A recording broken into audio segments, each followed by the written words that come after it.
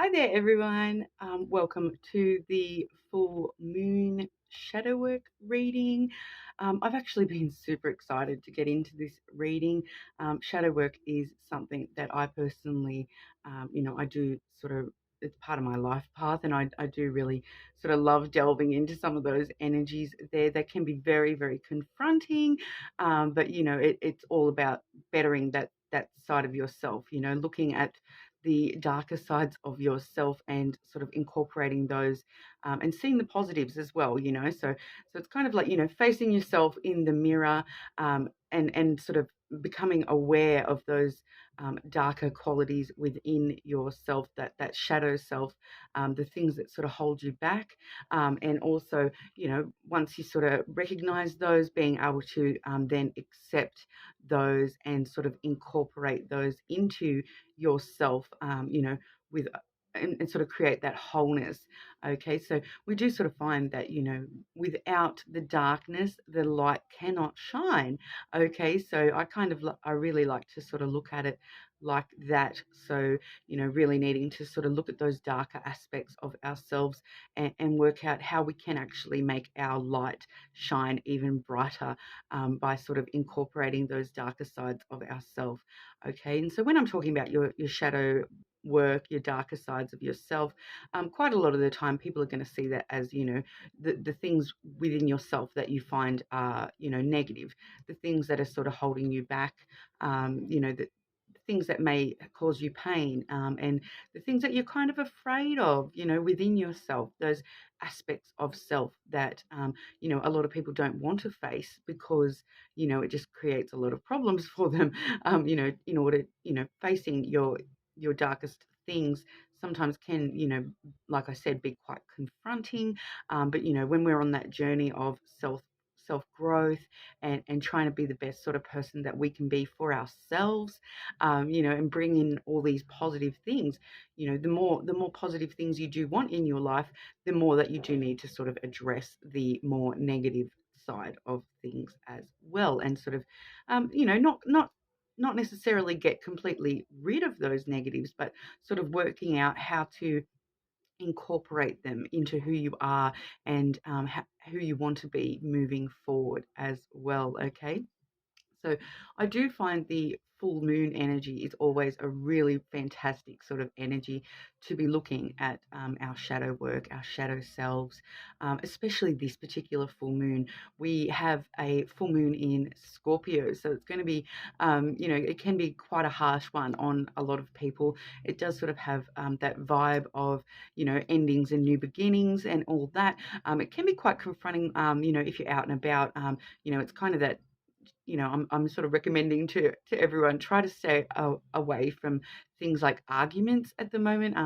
Those can sort of get a little bit out of hand under a Scorpio full moon. But we do sort of have this lovely thing, this full moon, because we are also having a penumbral solar eclipse. Okay, so a penumbral eclipse, that kind of talks about, the shadow of the Earth will actually be eclipsing the moon rather than the actual, planet itself. So once again, we're seeing that shadow vibe coming on through. So a lovely time to be confronting some of our shadow issues, and trying to sort of, at least, if we can't, even if we can't accept those, and move on, and incorporate those, and you know come to some sort of agreement within ourselves when it comes to those shadow things. I find it's always a good energy to sort of at least start to recognize those sides of yourself, so that you, sort of are aware where you want to grow. So I do find that it's a lovely time to be looking, at our shadow work stuff.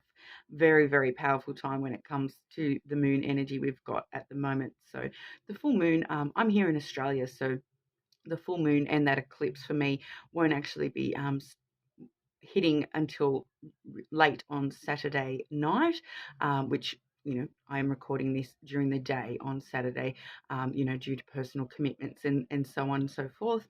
But what we do find is, a day either side of that peak, that full moon energy really is hitting in strong. So I do try to normally leave my, shadow work readings until right on that peak, but I am just unable to do so this week due to some personal commitments. I'm sort of going out and enjoying that full moon energy, and making the most of it, because for me, I'm a Capricorn, with an Aries moon, and for me personally, this anyone that sort of knows a little bit about astrology and horoscopes there, you probably will be aware that, Capricorn plus Aries combined, sometimes, it can equate to a very similar to Scorpio type energy. So for me personally, I've been super excited for this particular full moon, and it's going to be bringing in some lovely vibes for me tonight. So I'm going to go and make the most of it. Um, and obviously stay very wary of any arguments that might be happening around me, those sorts of things as well, because, it's going to affect every sign differently, okay? So, but I know for me, myself, it's actually quite a positive energy. The full moon energy actually really sort of recharges me and helps me sort of do these sorts of readings fluidly, and I do find the messages do come through quite strong on the full moons. But for me, it's those. I kind of really like the full moons for a sort of recharge. Look at the things that we need to sort of start to address within ourselves, and then when we get to that new moon, I do find that the new moon tends to be, a really good time to actually start to enact and manifest the things that we have sort of learnt in the past few weeks from that full moon. So that's kind of how I'm sort of vibing that full moon. So I hope everyone out there is kind of, having a really good one as well and excited for this full moon. We are still in a Mercury retrograde as well. That's sticking around for a few more days. The 14th, I think that will be ending, but we also are in a Pluto retrograde as well. So definitely some interesting energy going around at the moment. And, with that Pluto retrograde, we could be seeing things on a much larger scale, sort of coming into fruition in the near future as well. So very interesting anyway. So, if you are someone who's interested into astrology or anything like that, leave a comment and let us know a little bit more about, the energies that you are aware of when it comes to this Scorpio full moon. Like I said, it's going to be a little bit different for everybody. Me, myself, I'm sort of really vibing it and absolutely loving it. But we are going to be doing that shadow work reading today. So it may be a little bit confronting. I don't want anyone to be sort of delving into things that they're not yet ready to sort of handle within themselves. So, if it does get a little bit too confronting for you, feel free to click on out and, come back another time when you're more capable of looking at that energy there. I sort of never know what's going to come out, but sometimes we do find some of these things can be a little bit triggering for people, okay? And when it comes to shadow work, sometimes, those things that do trigger us are a bit of an indication of, yeah, obviously if it's triggered us, we do have some sort of internal reaction to that. So, it may be something that is sort of relevant to you, and sort of needing to process that in your own time, okay? If I'm bringing up anything, that's sort of upsetting you too much, obviously I highly recommend that, you go and speak to your professionals or whoever it is that you need to talk to about those sorts of things. I do sort of recommend that everyone in the world, I don't care who you are, you know, should be seeing a psychologist of some description, to be working through any personal issues, especially when it is things that are coming up that may have been part of our lives for quite a long time. A lot of the time, shadow work is that. Okay, it's things that have been in our life for so long that we've incorporated that into who we are. So, and sometimes it can be quite negative things, ways that we've reacted to things in our childhood, in our past, and then that's had like a flow-on effect and is still affecting us now in the way that we do, behave or whatever. And it can be quite emotional as well. Okay, so just be aware that, if it is getting too much for you, that everyone is on their own time, and no one is under any sort of requirement in this lifetime to actually do their shadow work. I'm sure we all know that, we all know of people that are haven't changed in the last 20 odd years or whatever, and are not willing to face those sides of themselves that they do need to change for their own good, in their higher selves. But there's people out there that choose not to address those issues within themselves, and you know what, that's fine as well. But personally, I am sort of a big supporter of, self-growth and those sorts of elements, trying to better yourself to be better for yourself and for those around you, of course, as well. I myself have had quite a vivid history there, so I do sort of find that a lot of the things in my past personally have really flavored the way things sort of roll from here on out, and wanting to change those negative aspects so that I can experience much more positive events in the future, and be more able to deal with any negative things that may pop up for me, so obviously each to their own when it really comes to that. Free will exists. So you are more than welcome to exert yours and click on out if the shadow work is getting a little bit too much for you there. Okay. But today what I'm going to be doing, I've got the Heal Yourself reading cards. They're really fantastic for the shadow work. But I'm going to be using them as a bit of an overview today, getting a bit of clarity of what aspects we may be wanting to look at with those particular cards there. And then I have my brand new deck with me as well, and this is the Red Hand Lenormand deck there. I'm absolutely in love with this particular deck. You can see there it's quite shiny and pretty and new, but it does actually have quite a lot of extra cards in this particular deck. Anyone that does know Lenormand does know the 36 standard cards. This deck actually has 18 extras. Okay, so we do get quite a lot of extra messages, and it is quite a darker sort of a deck there. Okay, so I'm sort of finding that it's going to be lovely for our shadow work today as well, because it does sort of have some darker representation coming on through. But what I'll be doing is I think I'm going to be doing just like a general, we'll get our overview, see what's going on in general, and then we'll sort of be getting, I'll ask for a little bit more specific information about that overview. But then I think I might just be looking at sort of some general past, present, and future energies for everyone when it comes to our shadow work selves, our shadow sides. Okay, so but if you're watching, I do ask that if you are willing to face those darker aspects of yourself, that take on board what we're talking about. There's if it doesn't resonate too, you're more than welcome to check your other placements. I do find for the way that I do read, quite a lot of the time, it's not just people's sun sign that resonates, but the moon sign as well. So especially on a full moon, I do find that moon energy does come through quite strongly. Okay, so I would sort of suggest that one, if your sun sign's not resonating for you, to maybe check your moon sign. Obviously, if you do have any other, specific large placements that you are aware affect you personally quite a lot, you're more than welcome to check out those ones as well. They may resonate more cleanly for you as well. But, as with any reading, if it doesn't resonate, let it go. You're more than welcome to flip situations if necessary. Like if we're talking about any particular people come up, you're more than welcome to flip scenarios and things like that. And like I said, it is just general sort of advice. Okay, it's not the be all and end all. If it's not for you, it's not for you. Okay, so best of luck to everybody, I suppose. Hoping we're not going to be dealing with anything too heavy for you to handle there. But we'll have a look and see what comes out, I suppose.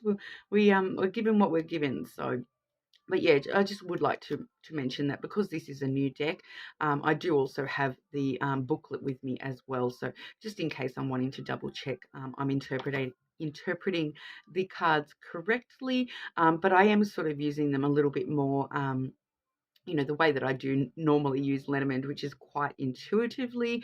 I have my own sort of set interpretations of how things play out when it comes to certain types of readings that I'm doing.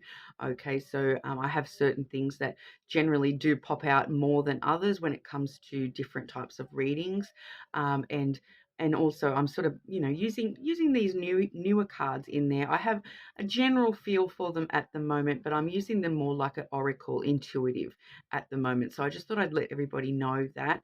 Like I've said quite a few times, I'm not like a traditional Lenormand reader. I am an intuitive Lenormand reader. So I do read the cards with sort of what I am given, not with you know, and my own basis in knowledge of the Lenormand. I've been doing it for over 20 years, so I have kind of like developed my own specific meanings for the way that I do read. Okay, so you know, I just ask that nobody sort of come at me in the comments about how come I'm not saying some specific traditional meaning, because sometimes they don't even come through with some of the cards. I don't actually rely on the traditional meanings as much as my own intuition, okay? Because, and also too, you know, the Lenormand has been around for quite a long time. So as you can imagine, the world has changed a lot in that time. So I do really like to have that modern aspect and interpretation of the cards, more so than that traditional aspect as well, okay? So yeah, sorry for babbling on so much there. I just I do feel it's important to cover a few you know, a few things when I am doing the shadow work readings, and especially, you know, letting you guys know that the way that I read is different. It's my way. It's, you know, not saying there's anything wrong with my way or anyone else's way. This is just the particular way that I read. So you know, if that's not for you, that is fine as well. Okay, there's a lot of tarot readers and readers in general on YouTube. So you know, I always suggest, you know, find who you vibe with the most, and the ones that resonate for you the most, because you know that's for you. You know, it's a very personal thing. Okay. Um, you know, obviously I do really love and appreciate everyone's support, you know, but I don't want to, you know, be having any energies in our collective that don't really want to be here. So, you know, like I'm more than happy for, you know, if it's not for you, it's not for you. Okay, that's fine. Okay, but yeah. I'll get started for us. So I'll just make sure I'm keeping timestamps for everybody as well. So we'll start off with Aries. Okay, so Aries, Aries. Talking to Aries and their shadow self today. How are we, Aries? Aries and their shadow self. What does Aries most need to see about their shadow? What does Aries most need to see today about their shadow work, please?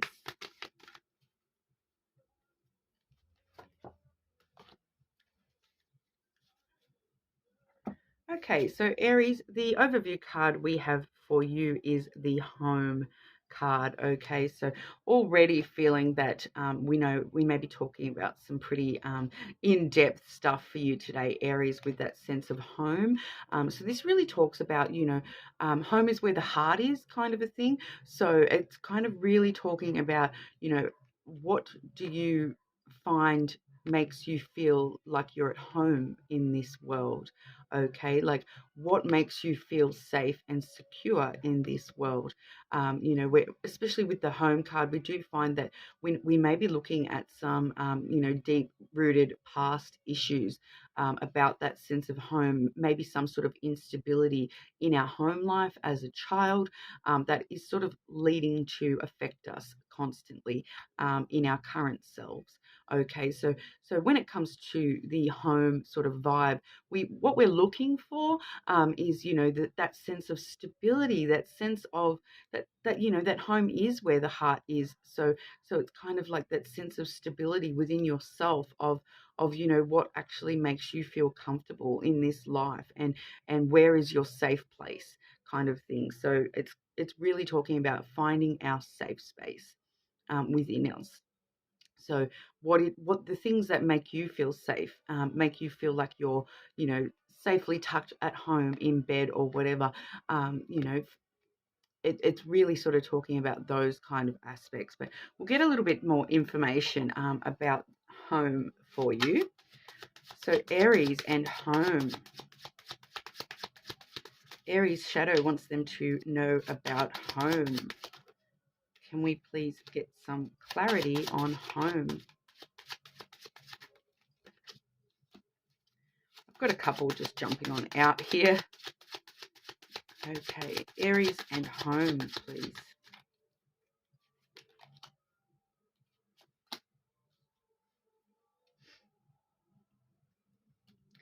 Okay, so what we're kind of seeing here, firstly, we had the book and the ruins popping on out there. Okay, so when we're talking about the home vibe that we're talking about there, that feeling safe and secure within yourself, and then the ruins have sort of come out, it feels like there's something that has really sort of you know, gone to ruin when it comes to your sense of security within yourself.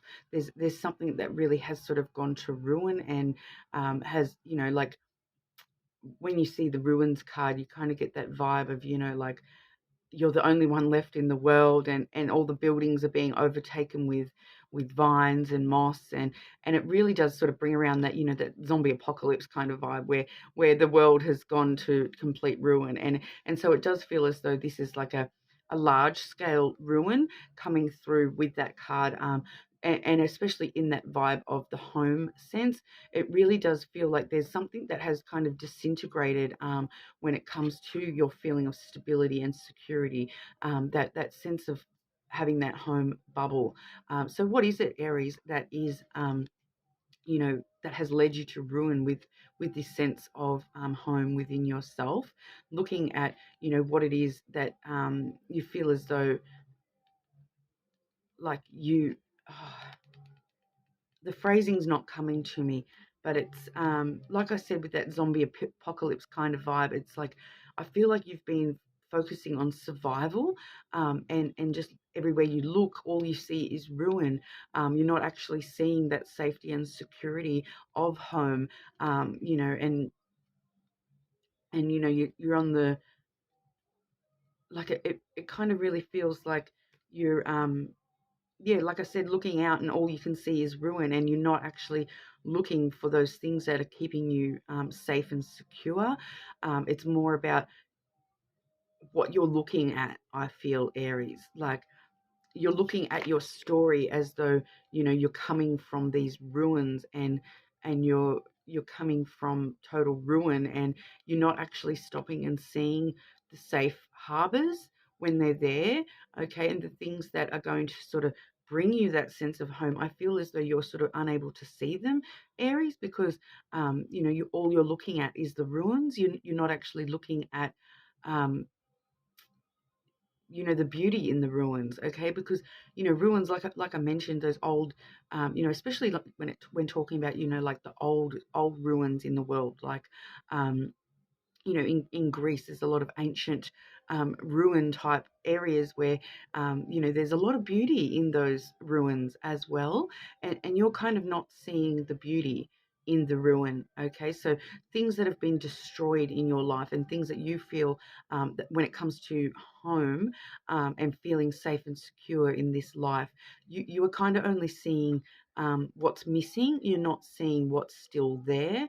Okay, and that's kind of what I'm getting from that for you, Aries. That you're looking back through your book. I'm a lot of the time this can talk about new chapters, but I'm feeling that no, you're sitting there looking back through, you know, what's been written so far in your life, and all you're looking at is the ruins. You're not actually looking at, you know, the things that have stayed the test of time, and the things that are still there for you, Aries. So, you know, even when things have gone completely to ruin, and you know, there's not very, we're still seeing buildings and whatnot in this card. Okay, so we're not seeing just rubble. Okay, but all you're seeing is the rubble. You're not actually seeing what is still actually, you know, stable and secure. Okay, and I feel it as though this, with the book, I feel as though that's you sort of looking back through your past, and all you're able to see is the ruins. You're not able to see the strong points that have stood the test of time with those ruins. Okay, you're not seeing the beauty in the moss that's growing now.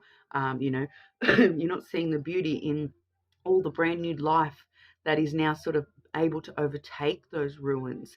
Okay, because you know, when we do see those those ruins, you know, we always get, you know, they get overtaken, like as ruins progress through time, they do get overtaken by nature once again. Okay, so you're kind of not seeing that side of things, I feel, Aries. So I feel like that might be important for you to actually, when you're going back through the book of your life and the story that's been written so far for you, to actually stop and try to look at all the positive things that have stood the test of time for you, the, you know, the positive things that are still a part of you, and the positive things that do make you feel safe and secure, in yourself.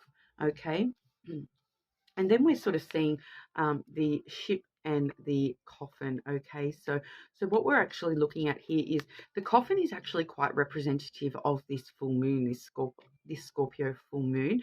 So we do see, you know, quite a lot of endings, things needing to end, but also so that, once again, with that ruins card, you know, those the positives coming through as well. Once we close that cycle, new beginnings can sort of take over. We are seeing with this particular coffin card, it is sort of like things that have bound you and ended, that make you feel sort of bound, but you're not seeing the opportunity for the rebirth. I feel with that coffin card as well. But with the ship card there, you know, I feel as though what's sort of ended is, it's like that journey. You feel as though you've come to the end of this journey when it comes to closing things out. But like I said, um, you know, you feel as though you've traveled to the end, but it's not. There's still rebirth after the coffin. Okay, so it's kind of a bit like questioning yourself, Aries. Is like, why are you ending things?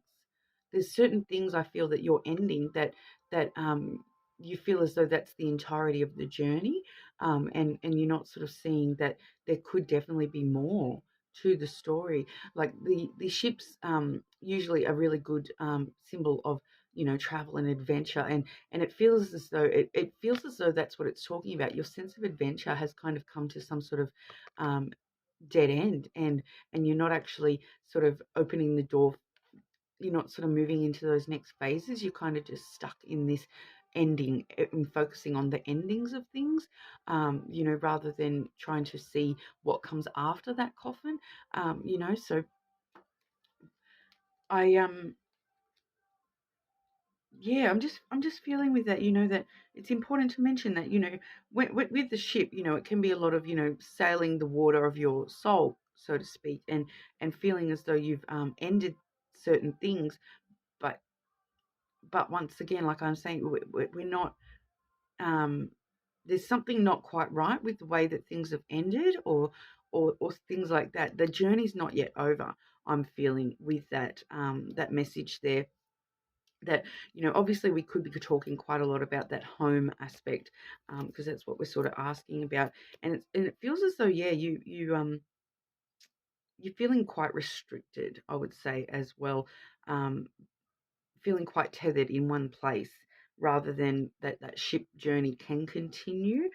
You know, when I'm seeing both the book and the ship coming through, a lot of the time that really does talk about new adventures and the newness, but I'm feeling it's totally blocked by you, Aries, at this current time.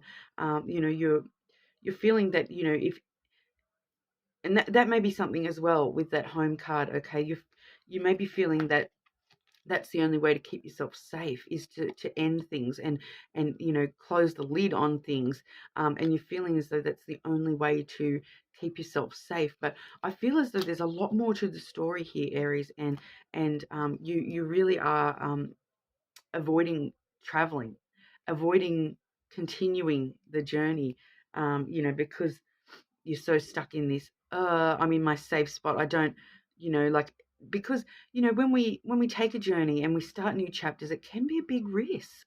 Okay, so it can be, and I feel as though that's what's holding you back at this time, Aries. You're kind of not willing to jump on in and take any risks and set sail without knowing where the destination's leading you.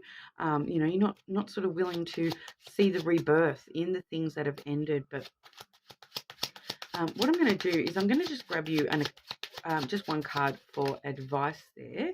I will actually use another deck to grab your advice, because we want to make sure we're separating our advice from our actual shadow work. Okay, so I will use the Terra Lenormand for our advice for you there, Aries.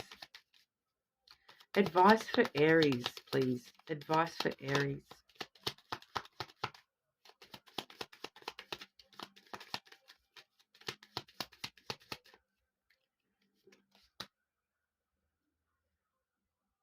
Okay, Aries. I also had one jump out, which the one that fell out there, that was the home card, the house card. Okay, so we're definitely it's definitely sort of letting us know that you're looking at this in you need to relook at the way you're looking at your stability and your security. Don't allow yourself to get stuck at home, so to speak. Go on out and adventure. I feel, because that's that stability and security, and I feel as though that's just letting us know that, look, you can grow new branches in at home, and keep your sense of security grounding you, but don't let it stop you from going out on these new adventures, Aries.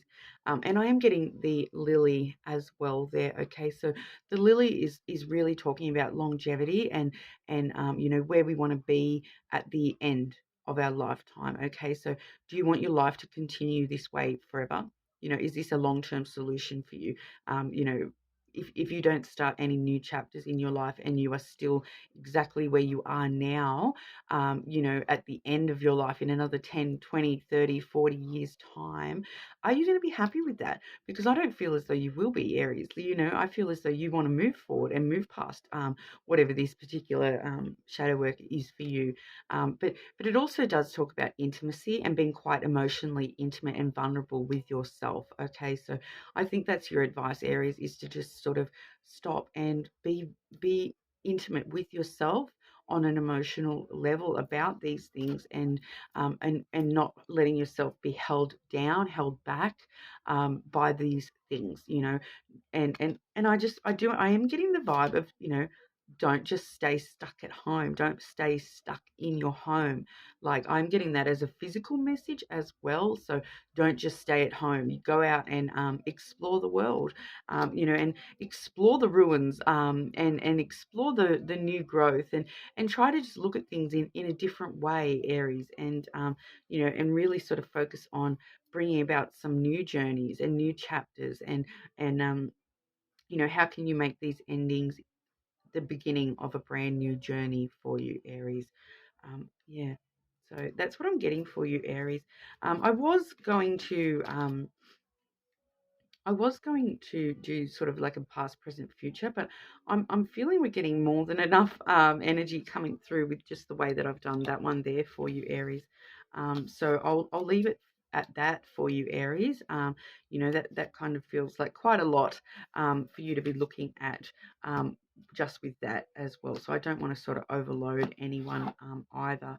Okay, but let me know how that resonated for you, Aries. And like I said, feel free to check your other placements. But we'll move on to Taurus. So how are we, Taurus? We're doing our shadow work, looking at our shadow side today, Taurus. I do ask if everyone can watch that intro, just so you have an idea of what we're sort of talking about and how I am doing the readings today. But there Taurus.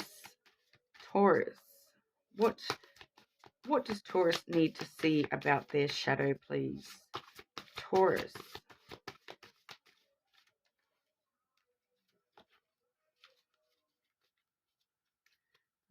Okay.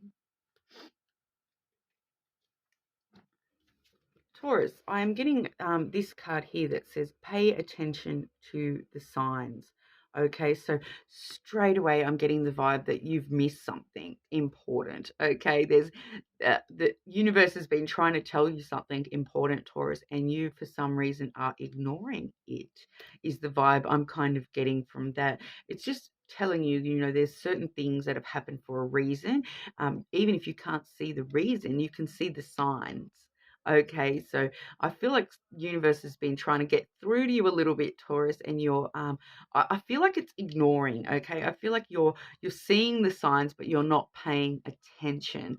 Okay, and you're not actually allowing yourself to sit on that, and you're just sort of allowing yourself to get a bit more wrapped up in that, you know, the reality, the 3D a little bit, and not actually allowing yourself to see, you know, what's going on beneath the surface when it comes to certain signs in your life. All right, so we'll just get some extra cards around that there. So Taurus, shadow work for Taurus, please. Why do Taurus need to pay attention to signs, please?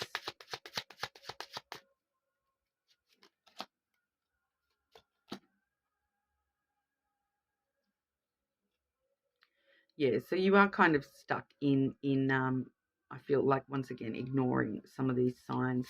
Okay, so can I just get some extra details about that, please? Taurus, shadow work for Taurus, please.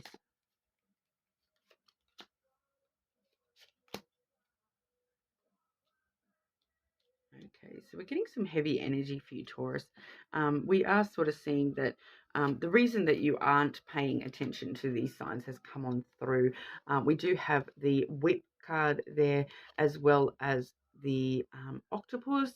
I have also I'll show you all of them. We have also drawn the cross as well as the clouds card there. So I'm seeing quite a bit of overlap with all this. So what I'm kind of seeing, especially with the clouds at the end of that reading there, is this is why we're not paying attention to those signs. We're trapped in our thoughts a little bit at the moment, Taurus. We're sort of going over and over and over and over in our head, trying to think about things logically at the moment, which I don't feel that that's serving you very well, Taurus. We're too stuck in that overthinking, anxious kind of energy.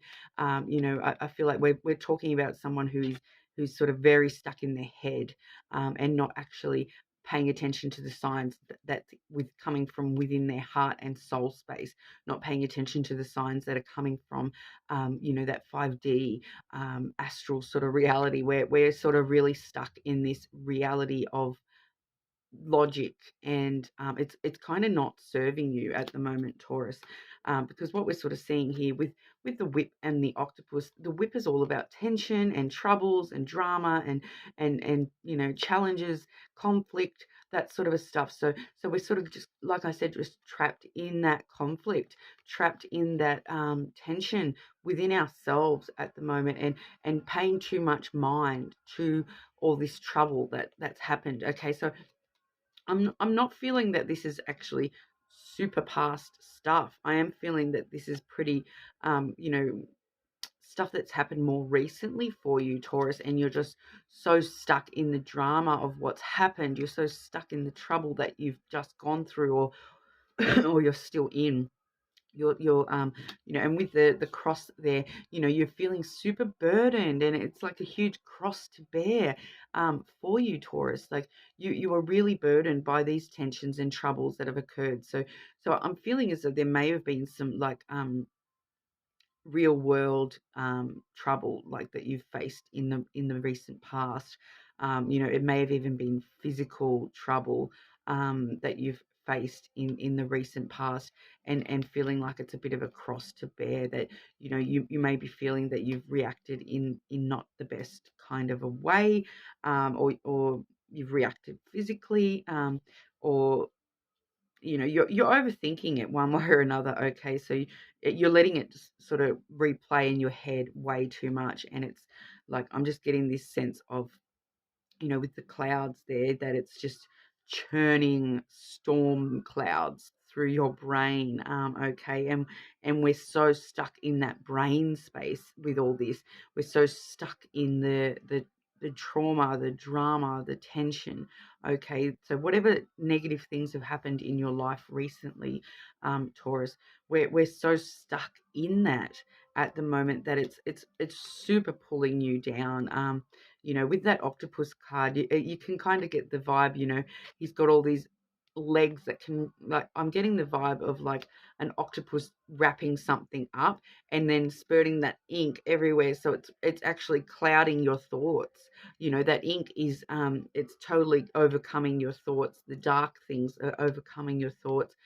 You know, you're so wrapped up, and it's got all these little suckers all over you, and it's like wrapping you up. I'm really getting that from that octopus card, that, you know, that you're so enclosed by this octopus energy that it's sort of, it's got its suckers all over you, and it's the octopus energy being whatever this trouble is. You know, and you are super enclosed at the moment, Taurus, and allowing yourself to just be too, it's like you can't see clear of your thoughts because they're just covered in this murky ink. You know, and you just cannot see your way clear at the moment, when it comes to this energy. And this is why we're not paying attention to the signs that are coming through for you, Taurus, with the 5D, because you are just overthinking everything, and you're so, like, I'm getting an anxious, nervous kind of vibe as well. This just troubled, just this cross, like it feels like the weight of the world on your shoulders when it comes to whatever this trouble is. And you need to be aware, Taurus, that's what you're doing, that you're not allowing yourself to listen to your heart and your soul space as well. Okay, you're not allowing yourself to see the signs of beauty, of, you know, that there may be brighter days ahead. You're not allowing to see anything coming through other than this overthinking about the negative. You're just, that's all you focused on, Taurus, is the negative. And you know, negative is definitely not the entirety of the world. Okay, there's a lot of positive out there as well. There's a lot of positive within yourself as well. It does really feel like somebody who is just, you know, beating themselves up constantly with the way that you're thinking, and you're not actually stopping and appreciating any of the positive aspects coming through for you, Taurus. Now, I will grab you. I have decided to, I've changed the way I had planned to do the reading a little bit, but we're grabbing some advice from the Terra Lenormand for you when it comes to this, Taurus. So advice for Taurus with their shadow work, please. Advice for Taurus, please.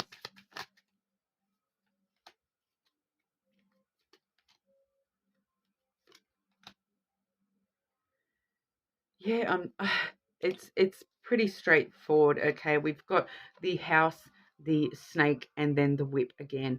Okay, so that whip has come through twice. So it's kind of letting me know here that, you know, you are deceiving yourself a little bit with the extent of this trouble. Okay, sometimes the snake can talk about deception, and I feel as though you're deceiving yourself, Taurus, about how big of a trouble this actually is, because and how like you're deceiving yourself that it's all your fault, that it's like, I'm kind of really getting that beating yourself up vibe from this particular whip. And that's part of the deception, is that you shouldn't be beating yourself up quite so much. Okay, you should be actually focusing on the positive sides of this snake, which is that desire and that ambition. Okay, having huge passion for things. Okay, so sometimes when we do have tension and trouble, you know, especially when it's with other people, it lets you know the things that you actually are truly passionate about. Okay, because you wouldn't have reacted so badly if you weren't passionate about that in some way, shape, or form. Okay, so stop and look at the things that you got passionate about.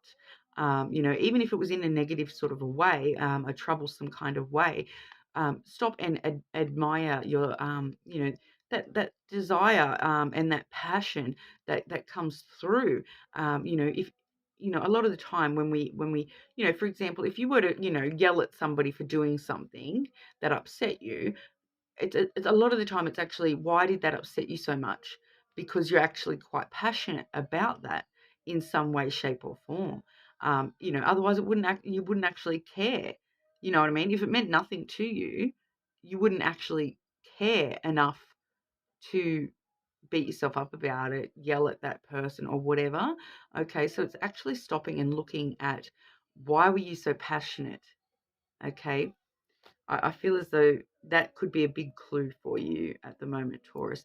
And also talking with the house there, it's talking about regaining your sense of stability and security. Okay, we're really needing to sort of touch home base and come back to home is where your heart is, and finding that stability within yourself from your heart space, rather than in this drama, in this tension. Okay, it's really coming back from that. You know, we've had the whip come out twice, so but with the whip coming out in the advice as well, it's actually showing me that you have the ability to you know, use this tension, this whatever this trouble is. There's some sort of sign in that for you to pay attention to, with whatever's happened. You're looking at it in the wrong way. Okay, come back to you know, the sense of what makes you stable and secure, and instead of looking at things in such a overthinking, clouded thought, negative kind of way, stop and look at the things about, you know, the signs of you know, the external signs coming from yourself, coming from the universe, that are showing you the underside of this tension, this trouble. There's a reason that things happen. Okay, and you're not seeing that reason, you're only seeing what's happened. Okay, and just beating yourself up and beating yourself up. Like I said, I feel as though the main message I can be giving you for advice, Taurus, is to stop and think about why you're thinking so passionately about all this. Because yeah, if you didn't care, you wouldn't be beating yourself up over it. It wouldn't be so heavy on your thoughts. If you didn't care about it at all. So obviously there's a reason that you care about it. There's some sort of deep-seated passion within you when it comes to this issue. So it's finding that you know, finding that positive spin on it for yourself. How can you benefit from all this overthinking that's going on? Looking at things in a different way, I feel, Taurus. Okay, so a bit heavy there, but you know, let me know how it resonates for you in the comments. You know, everyone that comments will go in the draw for a free personal reading as well. But moving on to Gemini. How are we, Gemini?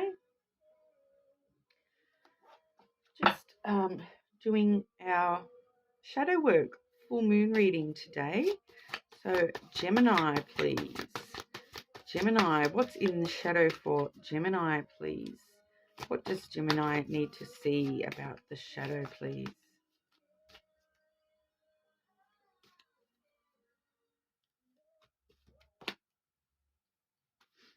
Okay, Gemini. Quite interesting, okay, because Gemini is quite often referred to as the dual side, okay, so, and you know, with the symbolism, I quite often use that little mask picture emoji for Gemini there. We are seeing the take off your mask card there, Gemini. So there's obviously some sort of aspect of yourself that you're covering up at the moment, and you're putting on that like happy little persona. You know, but there's something deeper to that. It's really talking about, you know, facing yourself, Gemini, and facing who you truly are, and not, you know, being more open about who is Gemini, you know, externally as well. And, you know, you don't always have to show just this fake version of yourself, you know, to the world. You know, I feel as though what we're talking about today, Gemini, is accessing and being more able to show that vulnerable side of ourselves, that real side of ourselves. You know, tell people how you really feel, not just what you think they want to hear, and whatnot as well. So definitely looking at some sort of mask you may be wearing at the moment, Gemini, that's covering your true self. So really wanting Spirit really wanting you to take off that mask and access the truth of yourself. Okay, so we'll get a bit more information about that for you, Gemini. Gemini, why do we need to take off your masks? Gemini, please. Shadow work for Gemini.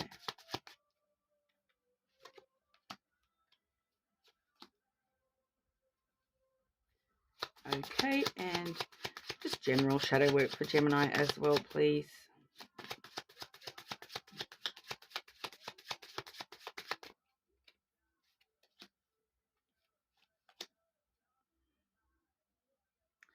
Okay, once again, quite interesting cards popping out for you, Gemini. We do have, specifically in relation to that taking off your mask, we do have the Sun card there as well as the Dog card. Okay, so this allows me to believe that, you know, it's kind of telling us that with the Sun card, you know, there's some things that need to come to light. You know, you need to reveal certain aspects of yourself, and I would be saying to your friends, okay, because the Dog card really does talk about friendship. Okay, so I feel as though you're not actually being completely honest with your friends about who you really are. You know, certain parts of yourself you are hiding from your friends group. You know, from the people that already are loyal to you and compassionate towards you. We can see that they will have loyalty, support, and compassion towards you with that Dog card. But really with the Sun, it's really talking about needing to reveal more of yourself to the people that you do care about. Okay, so you know, your friends group that you do already care about and you're loyal to them. You know, what is it, Gemini, that you're afraid of them seeing? Okay, because with that Sun card, it really does talk about, you know, things being revealed, things coming to light. So there's something I feel that you're afraid of coming to light about you yourself, Gemini, some aspect of your personality that you are kind of trying to hide from people with that mask card there. So, you know, I feel as though it's just letting you know, Gemini, that you do need to really take off that mask and reveal your true self. You know, not necessarily to everyone, but to at least those one or two supportive friends that you know already, that you can take that mask off and they're still going to love you just as much. Okay, but there's a really needing to stop and look at why we're hiding that part of ourselves from the people that we're closest to, because can you really say that, you know, you are that close to them if they don't know the real you? Okay, like if they don't know the real you, do they really have the opportunity to support you and be loyal to you in the way that you would want them to? Okay, so it's definitely talking about revealing a side of ourselves, you know, to some of the people that we're closest to, Gemini, stopping and looking at what it is about ourselves that we are hiding from. From the people that we're closest to, and why are we hiding that? Are we hiding that because we don't think that they will still love us? Because, like, if they see that side of us, you know, from what I'm seeing there, they will. So you need to sort of open up a little bit, be a bit more vulnerable with some friends at the moment, I feel, Gemini. For more general, we're looking at the bouquet and then the cat. Okay, so this is kind of the same message repeated. Okay, because the bouquet does talk about giving and receiving. Okay, so and then the cat is, it's the Dog card, but the more observant one. Okay, so I think that what that's sort of letting us know is that these people that we need to be more reliant on, more you know, show ourselves a little bit more vulnerably, give to that relationship a little bit more, they already know, I feel, with that cat energy. Cats are really observant, and they are sort of tuned in to that, you know, 5D a little bit more. So, you know, I feel like your friends, they already understand this about you. And for some reason, they're probably wondering why you're hiding that side of yourself as well, because they can probably already see it. Okay. But it's talking about needing to give more to your close relationships, your friendships. Okay. So there's some aspect, once again, you're not showing that full self, and you really needing to give that to your friends. Okay. So I don't know why you're hiding that aspect of yourself Gemini, but I feel as though your friends probably already can see it in you. They're already prepared for that. So, you know, I don't feel that there's any, like, that's actually a pretty light message, but I will just grab you some advice from the Terra Lenormand. Advice for Gemini, please. Advice for Gemini.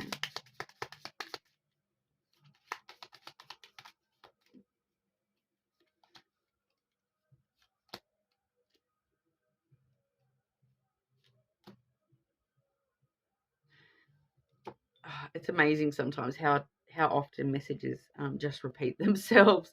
Okay, because this is all that is coming out for you today, Gemini. Like, we are seeing that dog card once again, and we do have here the woman and the whip. Okay, so that's a really super simple message coming through with that, and that's sort of saying stop beating yourself up, Gemini. Okay, so you know, yeah, I'm not getting a specific gender off that card. I'm just getting that as you, Gemini. So, and all that I'm hearing from that whip is stop beating yourself up, Gemini.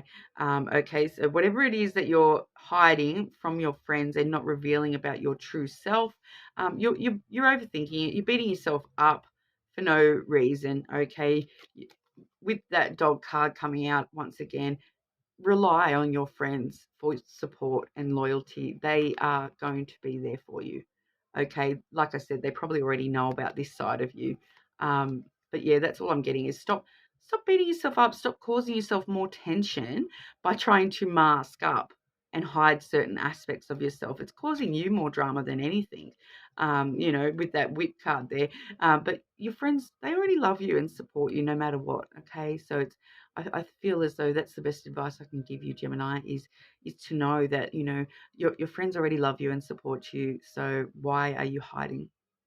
Okay.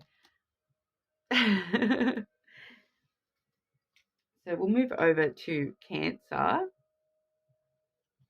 Just taking timestamps. Won't be a second, Cancer.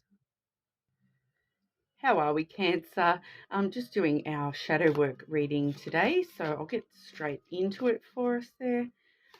So Cancer and their shadow side. Cancer and their shadow side, please. Okay, starting off with a bit of an overview for you, Cancer. And we have the family and tribe card coming through for you when it comes to the overview. So I feel as though we're straight away looking at, you know, you know, it could be your actual family, Cancer, that is sort of something that you need to really be looking at this time around. You know, it could also just be that sense of family, you know, like the whole, is it your friends that really are your family? Is it your actual family that are they supportive enough? Those sorts of things. You know, how are they supporting you? Really needing to sort of look at that at this current time, Cancer, as to I feel that there's something kind of missing for you, Cancer, when it comes to your family and or tribe. You know, we're looking at, you know, in a shadow work reading, we are looking at some of the darker elements of that, and you know, so we'll get a bit more information about that for you. But we're really looking at that sense of belonging within people and relationships. Okay, so like, could you be more supportive? Could they be more supportive of you? How do your family treat you that has changed the way that you behave in this world? Having a look at the darker aspects of our family and tribe dynamics, I feel, Cancer. So Cancer and family and tribe, please.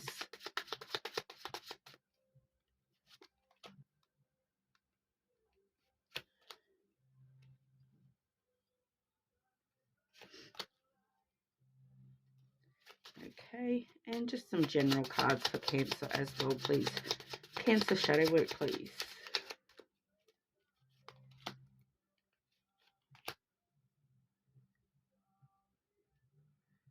Okay, so I feel I'll tell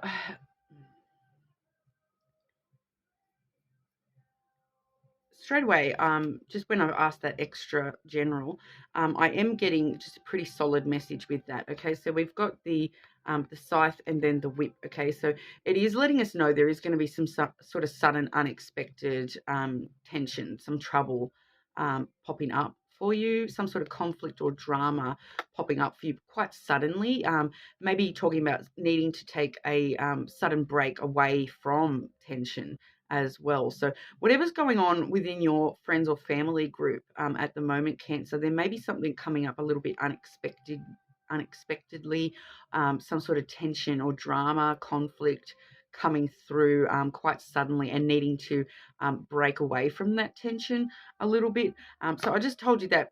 I thought I'd tell you that one first, because that is sort of just a super quick little additional message for you there, Cancer. But we're delving into that issue of family and tribe for you, Cancer. And we do have the dog, the snake energy there, as well as the beetle. Okay, and so that dog energy really does talk about friendship. Okay, so definitely bringing you through that aspect of your tribe once again. But, it really does look at issues like loyalty and compassion and that support from your friends and family. Okay, so we really are looking at your family and friends groups at the moment, Cancer, and feeling that there's an issue with the loyalty going on there. Okay, so maybe feeling that there is someone within that group. Maybe it may be a person in particular. You're going to know for your situation, but it may also just be that sense of loyalty, okay, coming on through as a bit of a drama for you at the moment, Cancer, when it comes to your shadow work. And also when it comes to shadow work, it also is telling me to sort of look at yourself.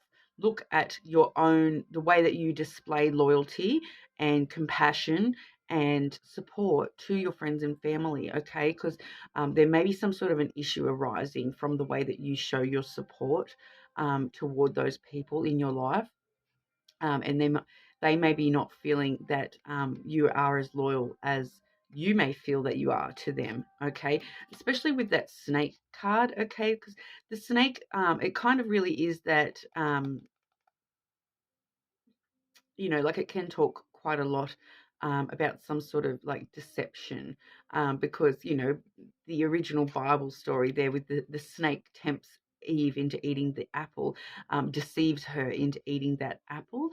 So I feel as though, you may be using your sense of loyalty in the wrong capacity when it comes to your friends and family.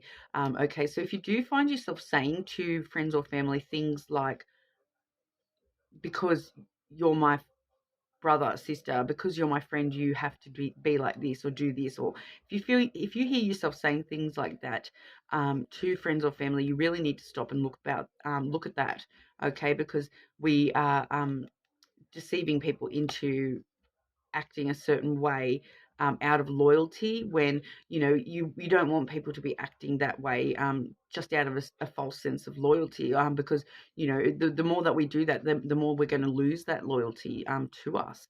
Okay, so I just wanted to make that I'm not saying that it is you, Cancer. I'm just sort of making sure I do sort of cover all bases there, because it may be somebody else in your life doing this to you. But it's really telling us to look at these issues at the moment, okay, and look at how you display your loyalty, okay, and how you display your compassion for your friends and family and whatnot as well, okay.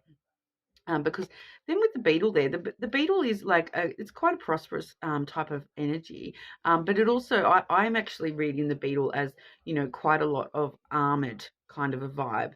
Beetles do have this strong armor on the outside, this false armor. Okay, and like you can even see with this beetle here, he's got these big pincers at the front. Okay, but we all know that it's not necessarily in a lot of beetle species, they're not actually necessarily, to cause harm or anything like that.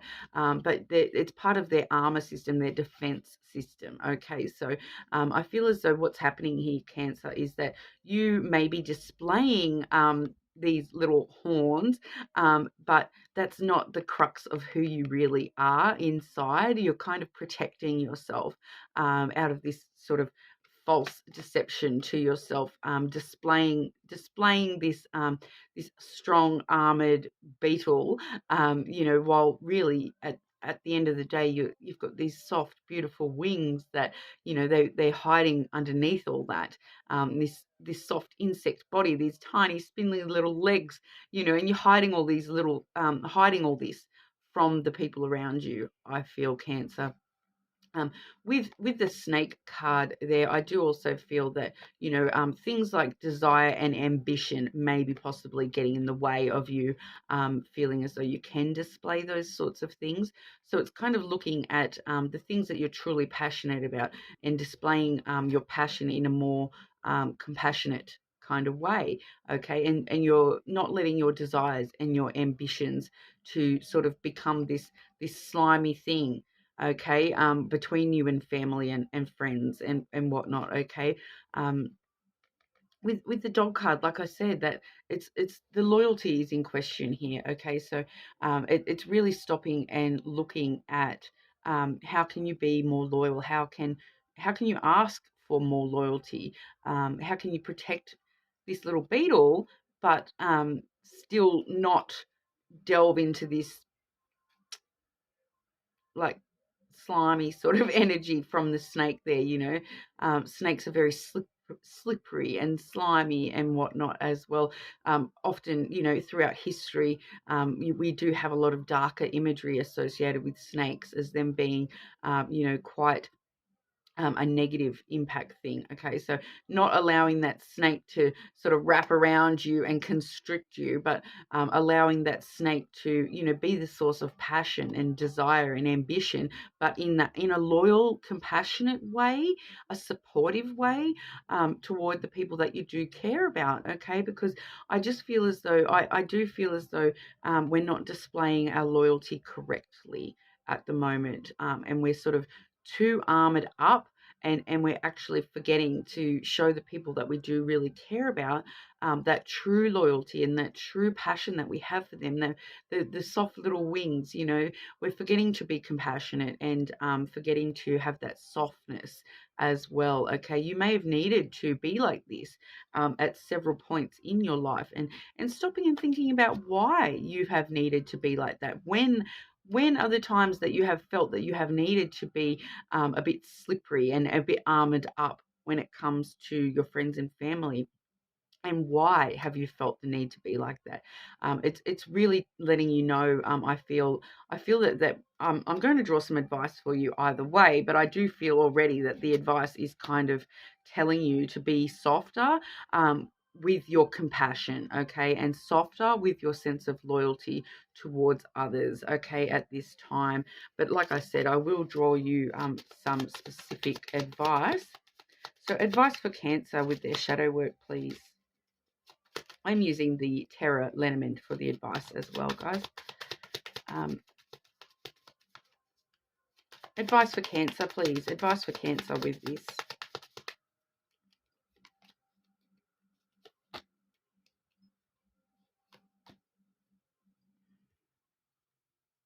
Okay, so your advice is pretty straightforward. Okay, you know, we're seeing a masculine energy coming on through. Okay, so what I'm vibing with that masculine energy, you know, because there is also an element of that with that beetle card as well, which it's like hiding your true self. That masculine energy is quite stoic. Also with the snake, okay, because I do find sometimes that snake can talk about things like, you know, the Medusa story, where it's like turning people to stone. Okay, so I feel like you're stonewalling a lot of people and you're not showing much emotion to friends and family at the moment. Okay, and I'm definitely getting that with that masculine energy coming through, that you're not sort of showing enough emotion. So people are feeling that you're just this hard rock wall, and you're sort of too wrapped up in your thoughts and that logic rather than an emotional sense at the moment. Okay, so I am feeling that as advice, it's kind of telling us that, you know, we're overthinking things. We're too stuck in our head. Okay, we're being too logical. We're not coming from emotion enough as what we need to be. That was the clouds card, by the way. I do have here the mice as well. Okay, so I feel like this is kind of letting us know that if we don't start opening up, we are going to be suffering a loss. you know, some sort of loss within this dynamic, because, you know, the mice card really does talk about things being taken away from us. You know, it can talk about, once again, with that clouds energy, they are very similar in that sense of things that are weighing down on our thoughts quite heavily. They're eating away at us, nibbling away at us, kind of a thing. And I feel as though that's what's kind of happening for you, Cancer. And it's advising us to not do these things, to not allow yourself to be too stuck in that logical sense, to be a little bit more emotional, and not allow things, you know, to just eat away at you. So I feel like, you know, sometimes in order to be more emotional, we do need to let people know what is eating away at us. Okay, so I feel as though that's sort of just a bit of advice for you, Cancer, that, you know, rely on that family and friends system just a little bit more. You know, that support is definitely there, with the dog coming through to, you know, support that family and tribe card.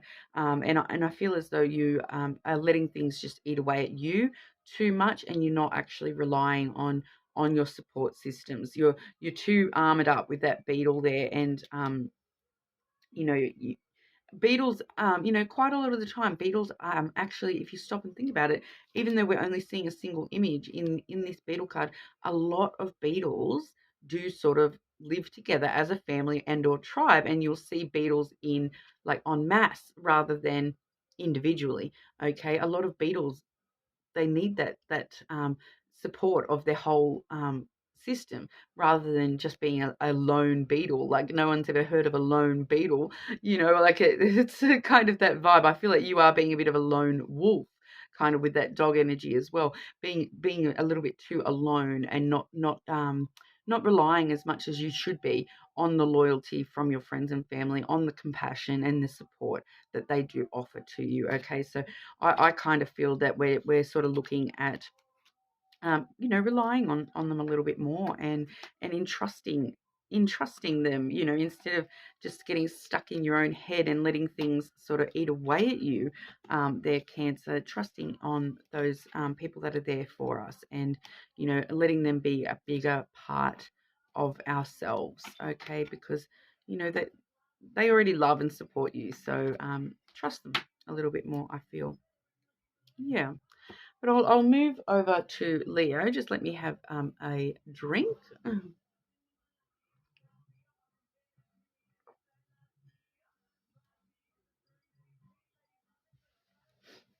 Okay. So we'll move over to Leo. How are we, Leo? Just looking today at our shadow work.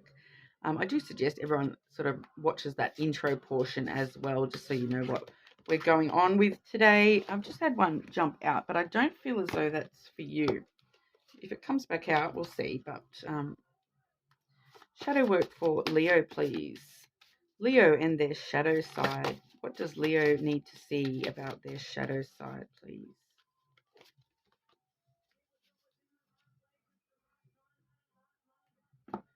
Okay, so we're seeing patience coming on out for you, Leo. Okay, so obviously some issues at the moment with being patient, or patiently waiting, or waiting for something. And, you know, I'm feeling with that, like, yeah, we're probably being quite impatient at the moment, Leo, but also, you know, I feel like we're talking about that balance. We're talking a little bit about balance between, you know, patience and impatience, and sort of waiting for things to, you know, come in, but not waiting forever, kind of a vibe. You know, it's kind of giving me a little bit of that divine timing kind of vibe, that you know, you're not trusting that things will happen in their own time. We're kind of looking at issues of time at the moment for you, Leo, but we'll delve a little bit more into that and see what exactly that's all about, because that can sort of be about quite a lot of the things at the moment. But you know, we are looking at our sense of patience at the moment. Okay, so are we being patient for the wrong things? Are we being impatient for the wrong things?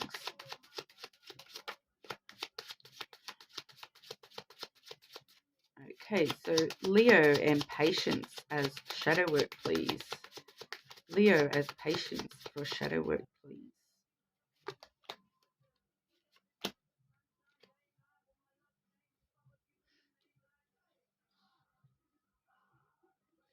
Okay, and I did have one flip out as well, but I'll put that where it came.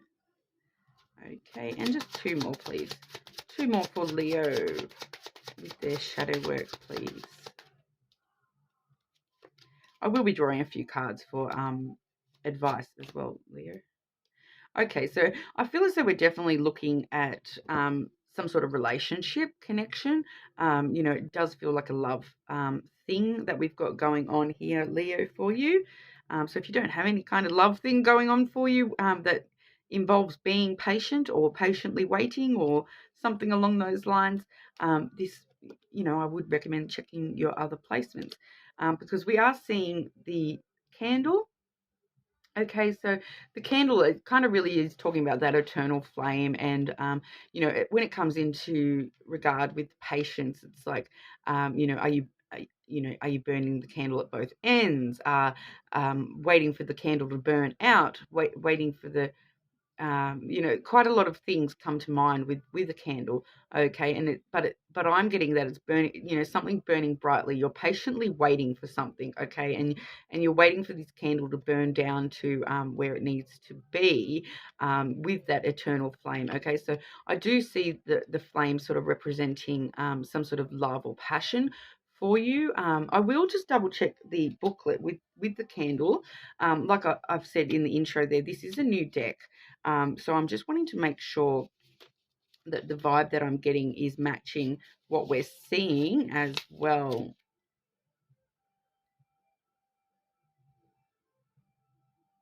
Oh, okay. So it can also link up with one of the other cards I've gotten for you here as well. So, being that light in the darkness kind of sense, having, that warmth and vision illuminating things for you. Okay. So, but yeah, I really am feeling that you kind of waiting for this to light something, that you're waiting on some sort of information, I feel, and that's what we're patiently waiting for, something to come to light when it comes to this candle, because on the alternate end there I do have the sun, and the sun does talk about things coming to light and being revealed to us quite a lot there as well. So like I said, though, I do feel as though this is some sort of love thing, okay, and in between the issue of our patience, waiting for that candle to burn brightly, burn down, burn brighter, illuminate things, on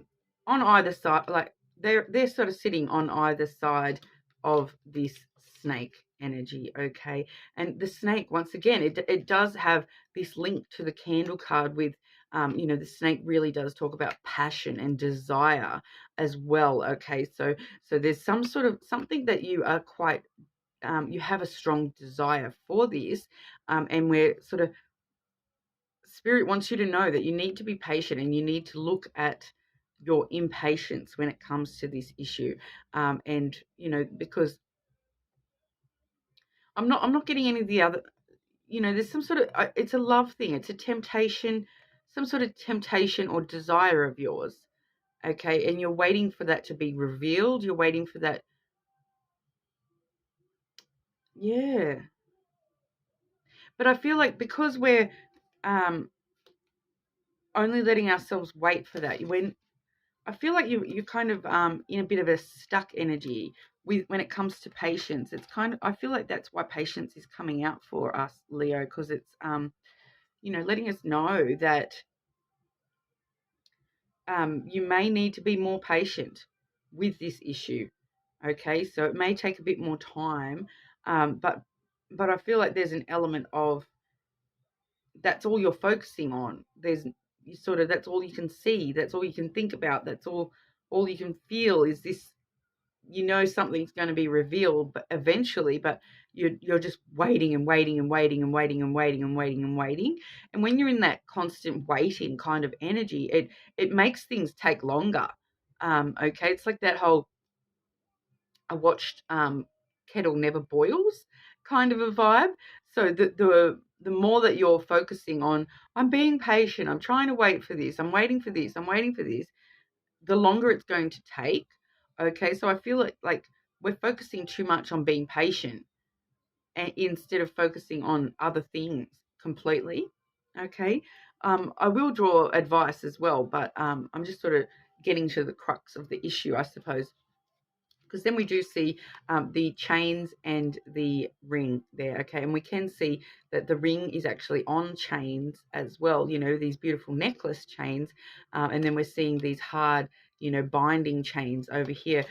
So, like I said, I do feel that this is a some sort of love type connection that you're waiting for. So whether you're waiting for a specific person or not, I can't quite tell. But whatever it is, it's holding us down. It's restraining us.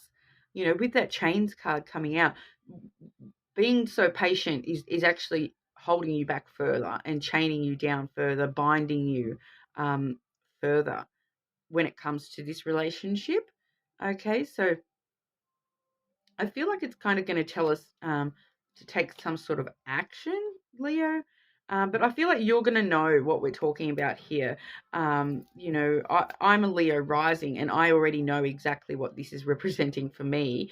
And yeah, it's that energy of, you know, the more that you're waiting and focusing on something, the more it's actually binding you to it. Whereas, you know, the future is unknown. We don't know what's going to happen next. So I feel that patience may not be the right move. We may need to actually take some action um, elsewhere. Okay, I'm feeling like we just need to change focus at the moment, and it's telling us to sort of look at, why are we sitting here patiently waiting for something that may never happen? We don't know what's going to happen tomorrow. So why are we sitting here patiently waiting for something to happen? Maybe there's other aspects of our life that we can actually take steps towards now and actually do something about, instead of just sitting around waiting. Like, because that's all I'm sort of getting from that, Leo, is that we're sort of sitting around waiting for something. And it's like, you know, the universe wants us to look at that as a shadow element. Okay, so it's kind of like, are you putting too much time and energy into waiting for something to happen, waiting for something to be revealed to you, when you could actually be going out there and exploring, you know, the world, and seeing what other things life is going to throw at you, you know, in other aspects. All right, so advice for Leo, please. Advice for Leo, please.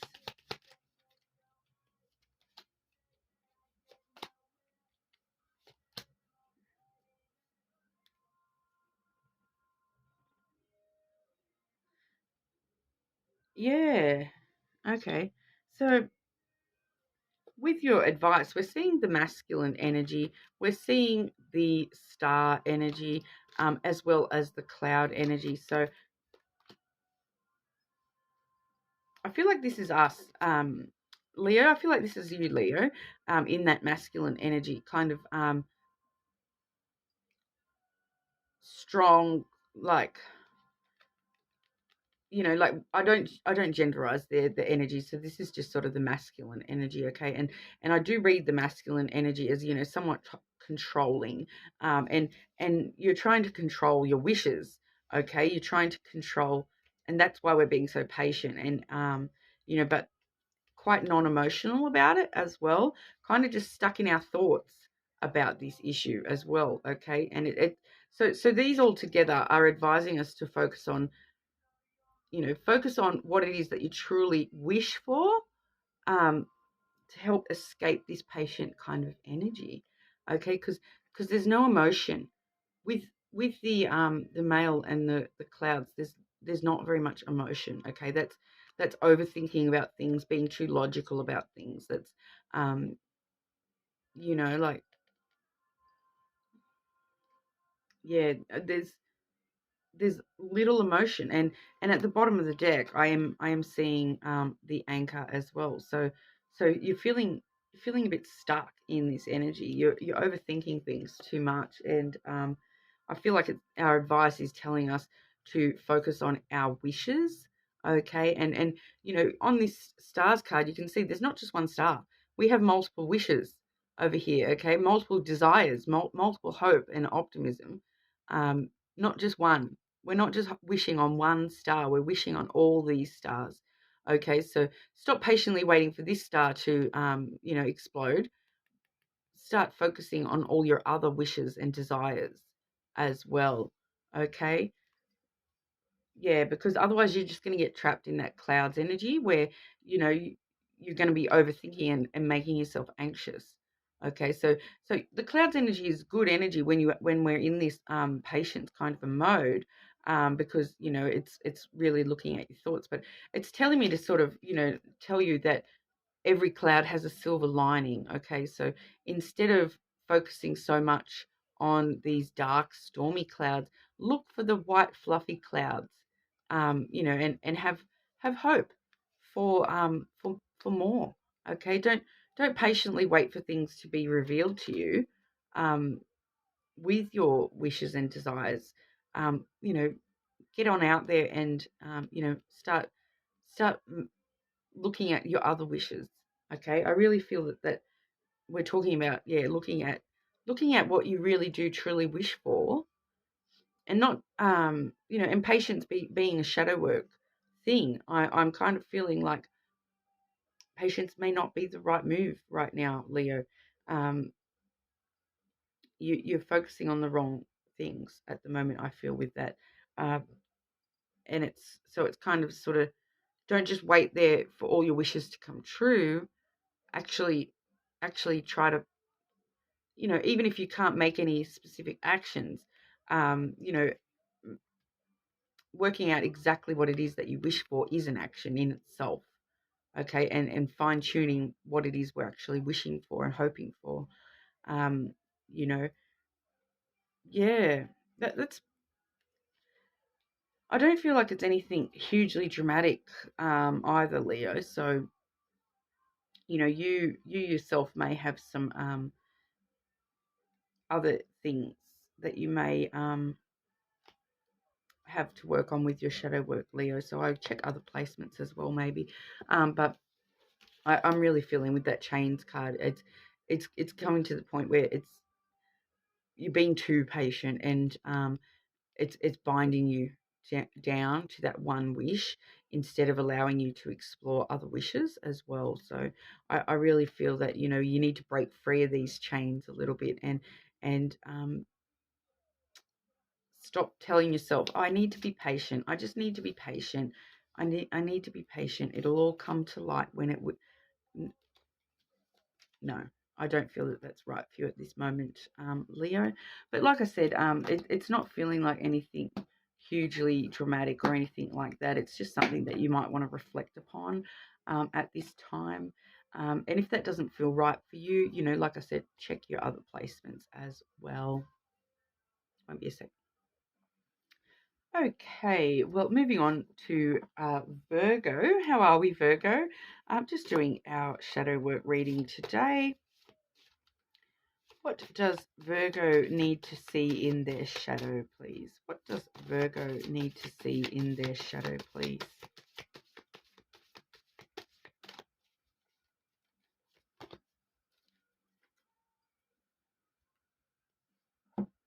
Okay, so don't mind me. I keep scratching at my nose today. It's driving me insane, but it really actually does let me know that I'm, every time I do it, it's got something to do with the messages coming through for me, and it just makes my nose itchy. Usually just on this one side too, so I don't know what that's all about, but I'm just going to roll with it. But don't mind me if you do see me tapping my nose a fair bit there, Virgo. But for you, Virgo, we're seeing the Dreams card here.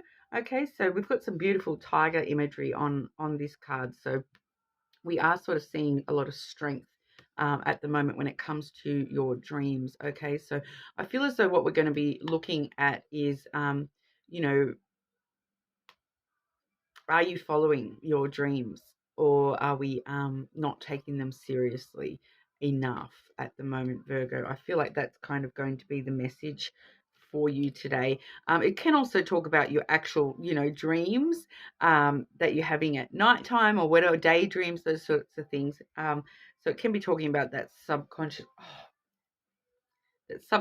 layer of actually paying attention to our actual dreams when we're sleeping, because they may hold a lot of meaning for us, and that, you know, universe is sort of wanting you to know that they're quite important at the moment. Okay, so when it comes to your shadow self, I do find a lot of the time dreams are your subconscious's way of letting you know you need to deal with this or that or this or that, or there's something happening that you need to look at a little bit more there.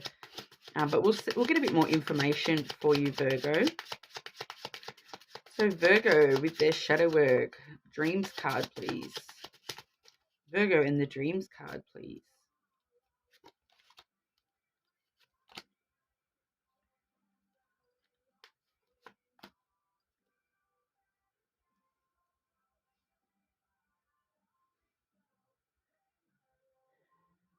Okay, so what we're seeing here is, first of all, we have the goat card, followed by the cross card, and then the fish card. Okay, so what I'm kind of seeing is that that's pretty straightforward clarification for that dreams card. Okay, because what we're kind of seeing is the cross is coming through as, you know, quite spiritual and religious. It does hold quite a lot of religious and spiritual elements.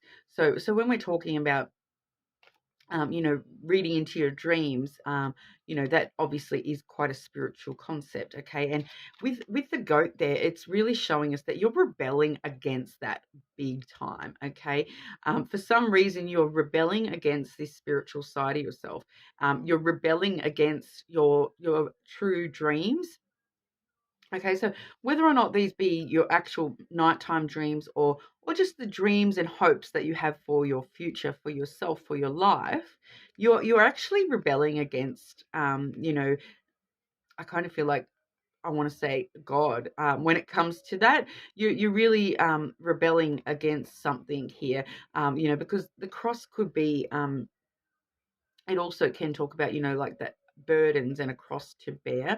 But I feel like that's what you're feeling, your dreams are, and that's what you're feeling, you know, your more spiritual side is, that it's some sort of burden on you, which obviously is, and that's why we're rebelling against it so hard. Okay, because the goat really is the little rebel there. It can also be talking about a Capricorn, but you know, you guys are Virgo, so you may have some strong Capricorn signs there as placements or whatever as well.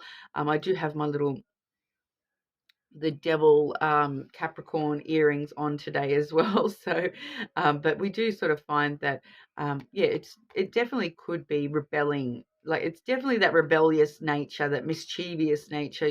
You're really rebelling against that side of yourself for some reason at the moment, Virgo, and it's kind of letting you know that with the fish card there, that rebelling against all this stuff so hard is actually like stopping the flow of your abundance, and you're kind of not listening to what the universe is trying to send you when it comes to your true dreams. Okay, because you're rebelling so hard against them, it's actually stopping the flow of abundance for you with that fish card. You know, the fish can talk about physical finances as well. Okay, so you're actually kind of, once again, feeling them as a bit of a burden more than a positive at the moment. So, you know, and it's just going to just, that's why you're rebelling against all this stuff so hard, is that it's just feeling more like a burden to you. But I think spirit's kind of just letting you know that you do need to address this and stop rebelling so hard against, you know, the more spiritual side of yourself, the more, you know, esoteric side of yourself, the, you know, the things that you do dream about. Why are you rebelling so hard against them when they are your true sort of desires and dreams in this world? Um, but there's definitely an element of you sort of headbutting them away and refusing to look at them at the moment, I'm getting with that. Okay, so I don't know what that's all about there, Virgo. We will get some advice, but two extra cards for Virgo with their shadow work, please.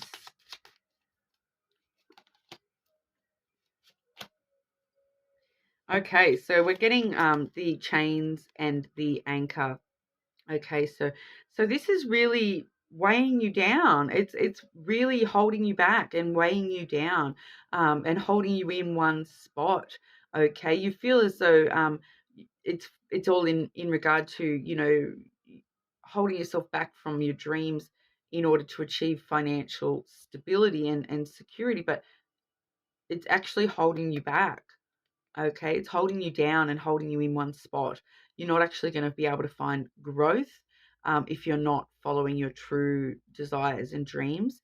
And I feel I'm still getting that strong pull that there's some more spiritual elements to this for you, Virgo. That you're kind of denying that more spiritual side of yourself when it comes to um, you know, like you're kind of rebelling against those things and rebelling against what you kind of, you know, what direction the universe wants you to go in, and you know what your ultimate dreams sort of are.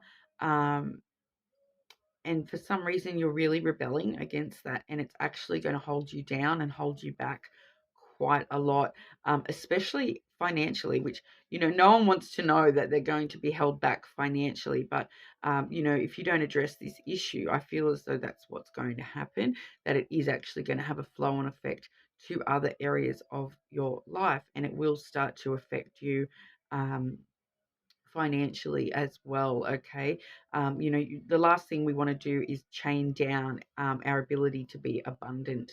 Okay, and you know, if we're ignoring that, then that's what we're going to be doing.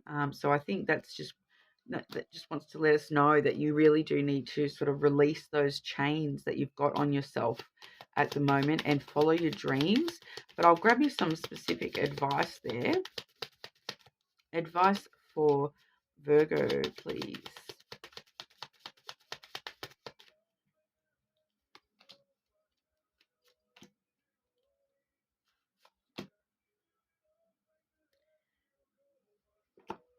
Would you believe it? I've got the anchor coming back out again.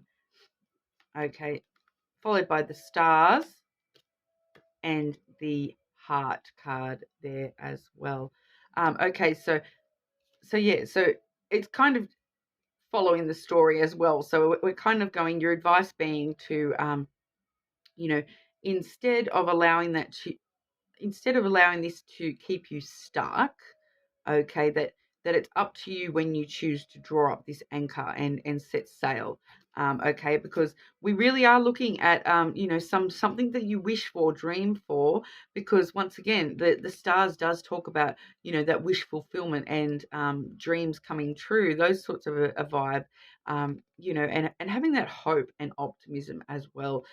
So I feel as though you really are holding yourself back, and you're rebelling against the things that you do truly wish for. So it's kind of advising us to not get stuck in that rebellious vibe, okay, and actually allowing the things that you know, allowing that hope and desire for your wishes to start to come true, because they're right on there, okay. And we're talking about a lot of having a lot of hope and optimism, even if these dreams seem totally unreachable. You know, that to have the hope and desire for those, you know, we're going to be moving forward, okay. And then doing it from a very loving sort of space. You know, the heart does talk about that love space, and really addressing yourself, okay, within that heart space, to sort of stop and look at, why am I rebelling against this when I do actually want that? Why am I rebelling so hard against this when that is actually the thing that I desire? Okay, so once again, I feel like your advice is just to really focus on what it is that you do truly desire, and stop holding yourself back from that thing. Okay, unchain yourself, like, you know, take those chains off. Like, there's a song by In This Moment, and in the lyrics it goes, even in these chains you can't stop me, even in these chains you won't break me. Okay, so don't let it hold you down. You know, don't let your, you know, don't hold your dreams back. Like, just go for it, even if they seem totally unachievable. You know, even if they seem like that far off wishing on a star kind of thing. have hope and optimism, have a lot of love for yourself and that dream, and you will be surprised. Okay, and it'll stop holding you back anyway. Okay, I feel, Virgo. So don't allow this to chain you down. Okay, let those dreams flow. Okay, but moving on to Libra. How are we, Libra? Just looking today at the shadow work, the shadow sides of ourselves. What does Libra need to face in their shadow, please?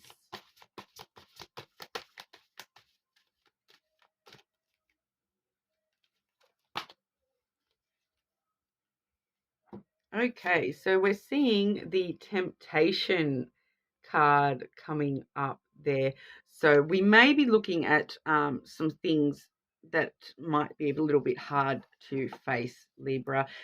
Things that are tempting you to, I feel like take the wrong direction. Okay, we're feeling very tempted to go certain directions that may not be for your highest good at the moment. Okay, so temptations can talk there can be quite a bit of an overlap about with obsession and some of those more negative things like addiction and things like that. We're really going to be looking at, I feel, not taking things just because of the temptation to take those chances or opportunities. To resist temptation, I feel, is going to be important for you with your shadow work, Libra. So we can also be looking at just within ourselves, resisting the temptation to ignore certain things. Okay, so there may be certain things that you're aware of within yourself, but your temptation is to just ignore it and let it continue into your behaviors. But we may be looking at actually stopping and facing those things that we're tempted to ignore. Okay, so we'll ask a little bit more about that for you, Libra. Libra and temptation, please. Libra and temptation.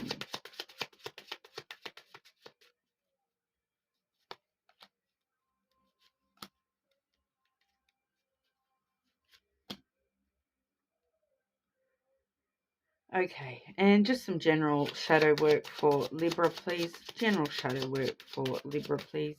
Whoa.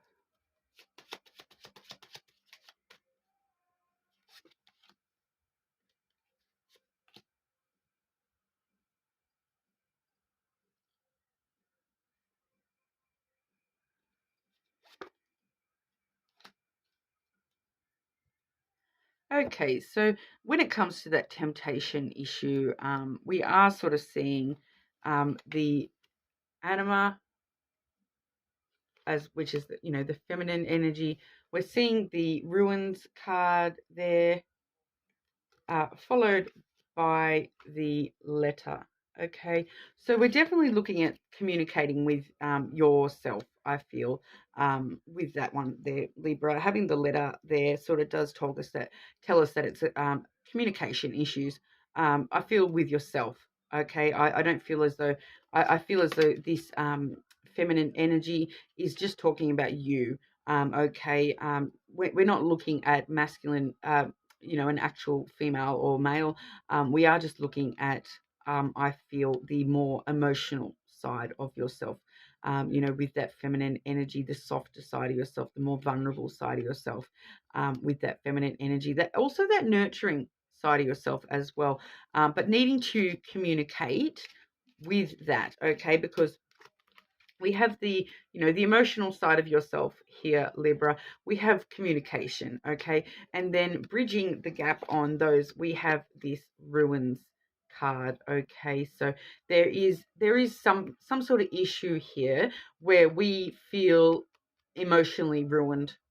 Okay, I'm kind of only getting one kind of a message here. The temptation card has come out because um, we're trying to take temptation rather than face and communicate. Okay, I feel as though temptation is to not deal with this issue. Whereas, that's why we're being faced with that temptation to avoid. Okay, because we do need to deal with this particular issue. And I feel as though it is an emotional issue, something where you feel like emotionally ruined. That's kind of what I'm getting from that. Something that has decayed or been destroyed, emotionally within you, and really actually needing to communicate to yourself about that particular issue, avoiding the temptation to avoid it. Okay, avoiding the temptation to not face this. As you can see with the female card too, it is, literally the word face comes to mind because you can see her face. But so I feel like that's sort of letting us know, yeah, you do need to face these ruins. Okay, instead of, it came out sort of like this and she's got her back turned, whereas she actually needs to face these issues. Whereas right now she's avoiding these issues. Okay, so whatever it is in your emotional state that has kind of, you feel as though it's just these broken, empty ruins of yourself within your emotional self. Okay, actually needing to really communicate to ourselves about that issue. Okay, and now with the letter there, I would actually suggest that journaling and writing down what's happened may actually help you start to face these issues.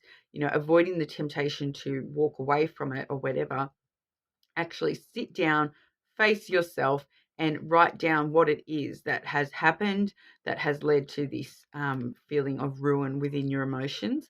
Okay, so I'm just feeling like that's pretty much all I'm getting from that message. I am just getting that message.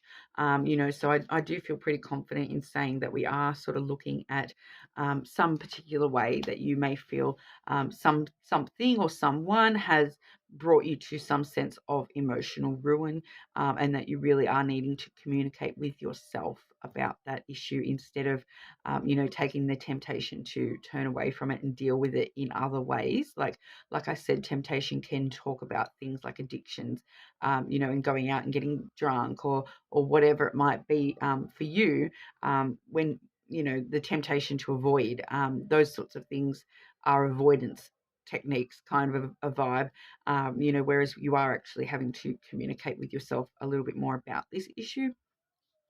Now, the extra cards I've drawn there, I've got the birds and then the star and the ring. Okay, so with that, it's kind of just letting me know that this is probably going to be linked up with the loss of a relationship that you thought you wished for. Okay, so you had a strong wish for some sort of a relationship, not necessarily a love connection. It may just be a relationship that you had strong hopes for, within your life. Okay, but with the birds there, that we're sort of seeing a sense of loss, or mourning that.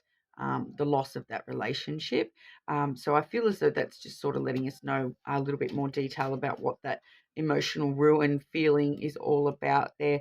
I do feel as though that it's just some issues of grief and loss, about some sort of relationship that you at one point wished for, desired, okay, had high hopes for, but I'll grab you some direct advice with the lenormand deck here. Advice for Libra, please. Advice for Libra with their shadow work, please.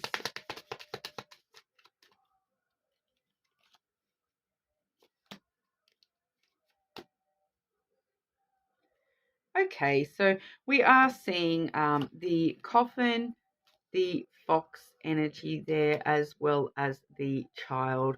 So pretty straightforward once again. Okay, the coffin is letting me know that you need to recognize that with every with every ending, every cycle that has sort of closed, something needed to end within this.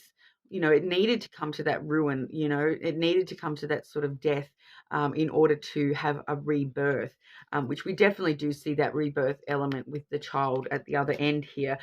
You know, so there definitely is, you know, new beginnings will become available to you. It's just a matter of fully closing off that that cycle and closing out this cycle by facing those issues a little bit, and then we can sort of fully close off that issue of you know, that death. Like, and since I'm seeing both the birds and the coffin, this may definitely be talking about an actual death, that you have some actual loss that you have experienced. Okay, we definitely could be looking at the loss of of somebody, you know, a physical death rather than just the metaphysical meaning of that coffin card. You know, it's not very often I do get the physical death coming out, but I feel as though with that birds card, you know, there too, that we definitely could actually be looking at, you know, having a lot of feelings of grief and mourning, you know, in regard to an actual death in our lives. Okay, and feeling emotionally ruined from that.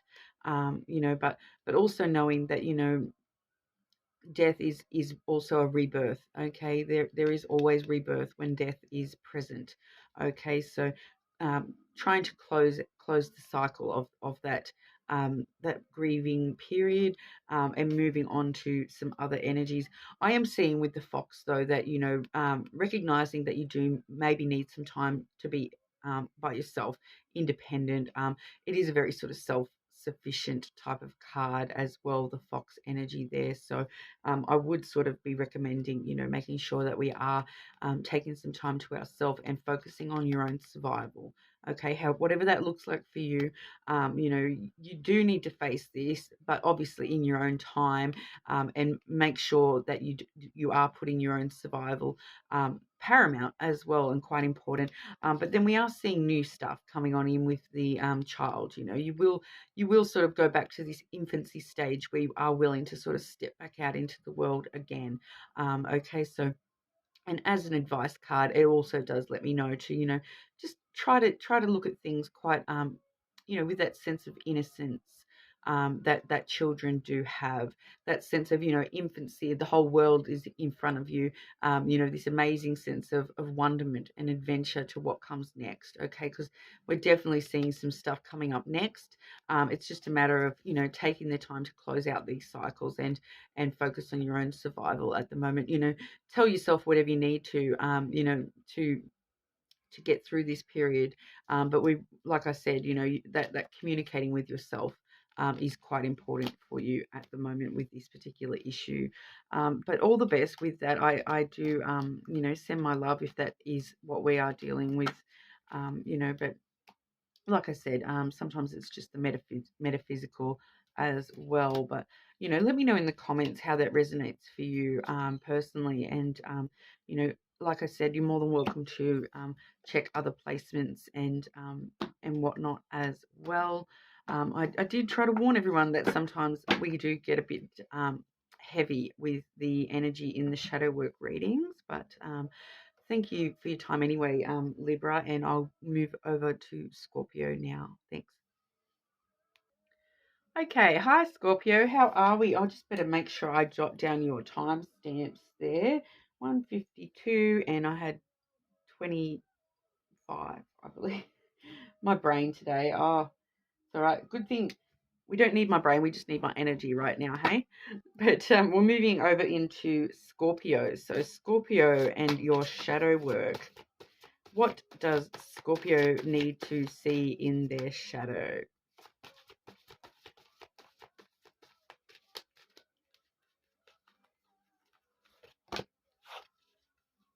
Okay, so I love this energy for Scorpio. That's the wild card there. So it kind of lets us know, you know, get back to our wild side. You know, Scorpio, what have you been too rigid in lately? Go wild, go a little bit nuts. That's a lovely full moon energy. I love that for you guys. You know, but it does sort of bring to light that you guys have sort of been a little bit too structured, you know, or the alternate. Okay, maybe you are going too wild and you need to bring some more structure into your life at this time, but we'll get a bit more information about that for you, Scorpio. And see which side of that wild behavior and what those wild actions that you are on, Scorpio. You know, wild is kind of a Scorpio energy to start with. You know, Scorpio are pretty well known for being a little bit one of the, you know, one of the more wilder signs of the zodiac, which I love that energy for you. And it is a Scorpio full moon as well. So if that's not an excuse to go wild, I don't know what is. But it is just sort of bringing this to light for us at the moment. So we'll have a look there. Scorpio and the wild energy, please. Scorpio and the wild energy, please.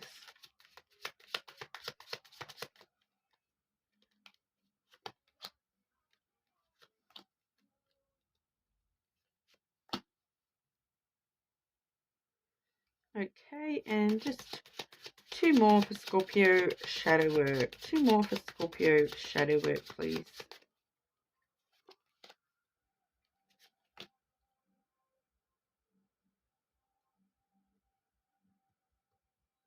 Okay. I will get advice as well at the end there, but what we're seeing with that wild card, I'll just double check in my booklet here, because I do have you know, a lot of the cards in this particular deck are brand new to this deck, so I just want to make sure we're going down the right track for you there. So yeah, we are seeing that my initial I feel as though my initial analysis there, that we're not expressing our wild side as much as we should be at the moment, is kind of what we're being told here. All right, so we're seeing the beetle. I do then have the dog and the fish coming out there as well. Okay, so what we're sort of seeing is, you know, with the beetle, that does talk about protection and work and being hardy and enclosed and stubborn and bunkered down and secure, you know, all that kind of vibe. You know, so I do feel as though that's sort of what it's letting us know, that that's what we're talking about. We're trying to tell Scorpio to go wild and to be a little bit more out there and crazy. I feel like I love telling people to go crazy, like go nuts. I love it. Especially a Scorpio, like you guys, out of everyone, like I said, you guys know how to embrace that wild side better than a lot of people. So why are you holding back? Okay. With the beetle there, we definitely are seeing someone who's, you know, kind of enclosed and protected at the moment. You've got this hard exterior going on, and you're not sort of letting yourself out and about as much as you should be, I feel, at the moment. We are sort of seeing that with the dog and the fish. Okay, you may be being too protective of your friends, because the dog there does talk about friendships and loyalty, support, those kinds of things. And then the fish there talks about your abundance, your financials. Okay, so maybe we're being a little bit too protective of our finances. So normally I'm not one to tell people to go splash some cash, but I feel as though it's more in the sense of don't hold yourself back from spending when you need to spend. Okay, so and also for self-care purposes as well. Okay, buy yourself a treat, Scorpio. I think you guys are probably overdue. Okay, go out there and buy yourself something that you actually want. If you've been umming and ahhing about some sort of purchase, I'm actually sort of feeling that, you know, just go for it, Scorpio. Like, like if it's something that's going to be for your long-term betterment, I'm definitely sort of, you know, why are you holding back from purchasing something that's going to make you happy? Okay, there you go. But like, what I'm finding is you are kind of protecting yourself from abundant friendships and abundance of support. At the moment, you're kind of steering clear from that, and you're kind of stuck on, I feel like you're stuck, maybe stuck on work, stuck on protecting yourself at the moment, Scorpio, and not sort of exploring the world a little bit more, you know, and not exploring new friendship opportunities and things like that. You know, we are seeing with the dog and the fish there that there is an abundance available to you of support. Okay, but you're kind of off on your own, protecting yourself from that.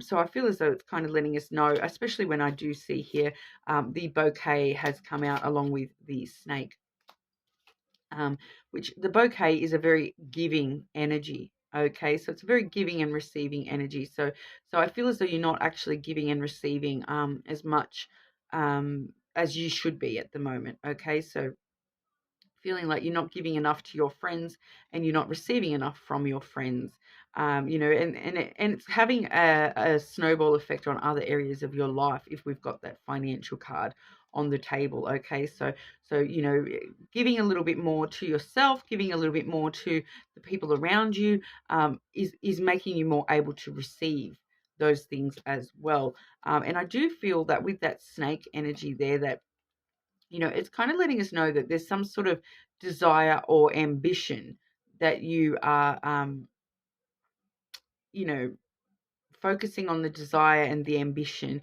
rather than, like, you're deceiving yourself into thinking that it's more important than it is. So when it comes to like a work type of energy or something like that, you're focusing on that desire and ambition more than the passion for it. Okay, so I feel as though it's kind of letting us know that, give more to the world and you'll receive more. Okay, give more of that wild passion that you have, Scorpio, and you will receive more back in return. Okay, I feel like that's what we're looking at here is just sort of, we are having some sort of issue at the moment with holding back and holding back sides of yourself, and not giving that pure wild, that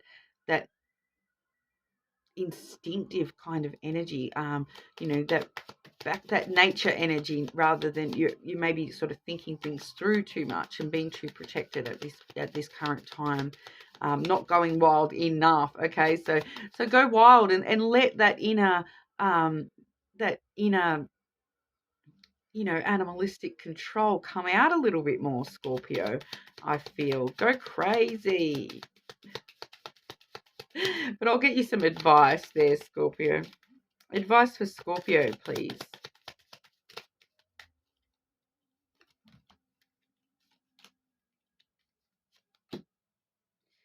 Well, there we go. We're seeing that snake again as well. Firstly, we have the key and the masculine, followed by that snake. Okay, so that's telling me, the masculine energy is kind of that energy of being non-emotional, being very stoic and not giving much emotion or vulnerability out there, hiding a lot from. So with the key there, the key sort of, it unlocks new doors for us, and it does talk about success. So I feel as though it's just letting us know, unlock that, that inner, like I said, with the wild side, that animalistic side of the masculine energy, rather than, being stoic and holding firm in one place. And, the masculine energy, I feel, doesn't reveal much about their emotions and that sort of thing. But this is sort of telling us to unlock some new sides of ourselves, unlock that more controlling, dominative type energy, and sort of that more animalistic, caveman energy, I suppose, rather than being this well-dressed gentleman, unlock that caveman. Okay, I feel like we're like I said, we're just talking about going a bit wilder and releasing your true passion. Okay, especially with that snake coming through once again. Okay, so the snake does talk quite a lot about passion and desire. Okay, so I feel as though, and it can talk about physical intimacy as well. Okay, so unlock that side of yourself, Scorpio. You guys are well known for that. So, unlock that. And you'll have some good results.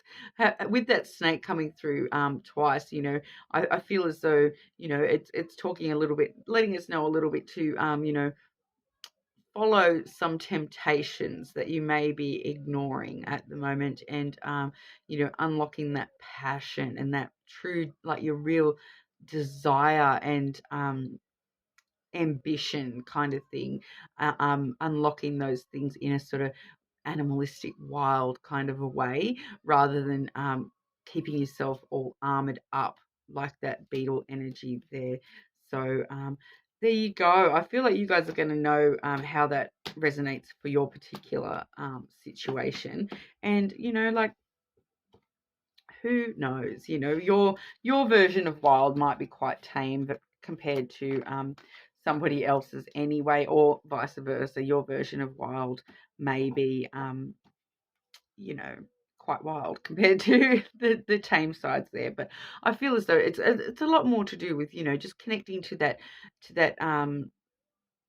animalistic side of yourself, rather than that well presented stoic side of yourself. So, you know, release a little bit of control when it comes to letting it all out. Let your true self shine bright, Scorpio. Okay, I'll just take a quick break because I need, won't be a second, and then I will move on to Saggy. Okay, Sagittarius, how are we? Just doing our shadow work full moon reading. I do ask that everyone kind of watches the intro today just so we can get an idea of what we're talking about. You know, it is quite a long intro, I am aware, but, you know, I feel as though there is some information in there. If you don't know much about shadow work or this moon cycle, whatever, that it may be important for you to watch that one as well. But Sagittarius and their shadow side, please. What does Sagittarius need to see about their shadow, please? I'm going to put that one back. If it wants to come out, it will. Sagittarius. What does Sagittarius need to see in their shadow, please?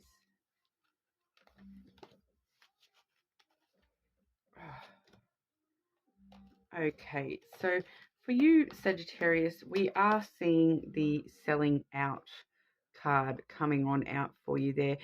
So we're sort of looking at energies of like selling yourself short, you know, and selling out. You know, I feel with a lot of the time with the selling out card, we do have that sort of energy of, you know, doing things just to keep the peace, and keeping your, like, you know, selling out your true thoughts, feelings on situations just to keep the peace, kind of a thing. I feel like we're probably looking at more about, you know, what aspects within yourself are you selling yourself short on, and not actually, you know, being more open about, you know, kind of that vibe of taking the easiest route rather than the true route. Okay, but we'll get a bit more information for you there. You know, and obviously if the phrase selling out brings anything in particular to mind for you, I would take that in regard as well. But selling out for Sagittarius, please.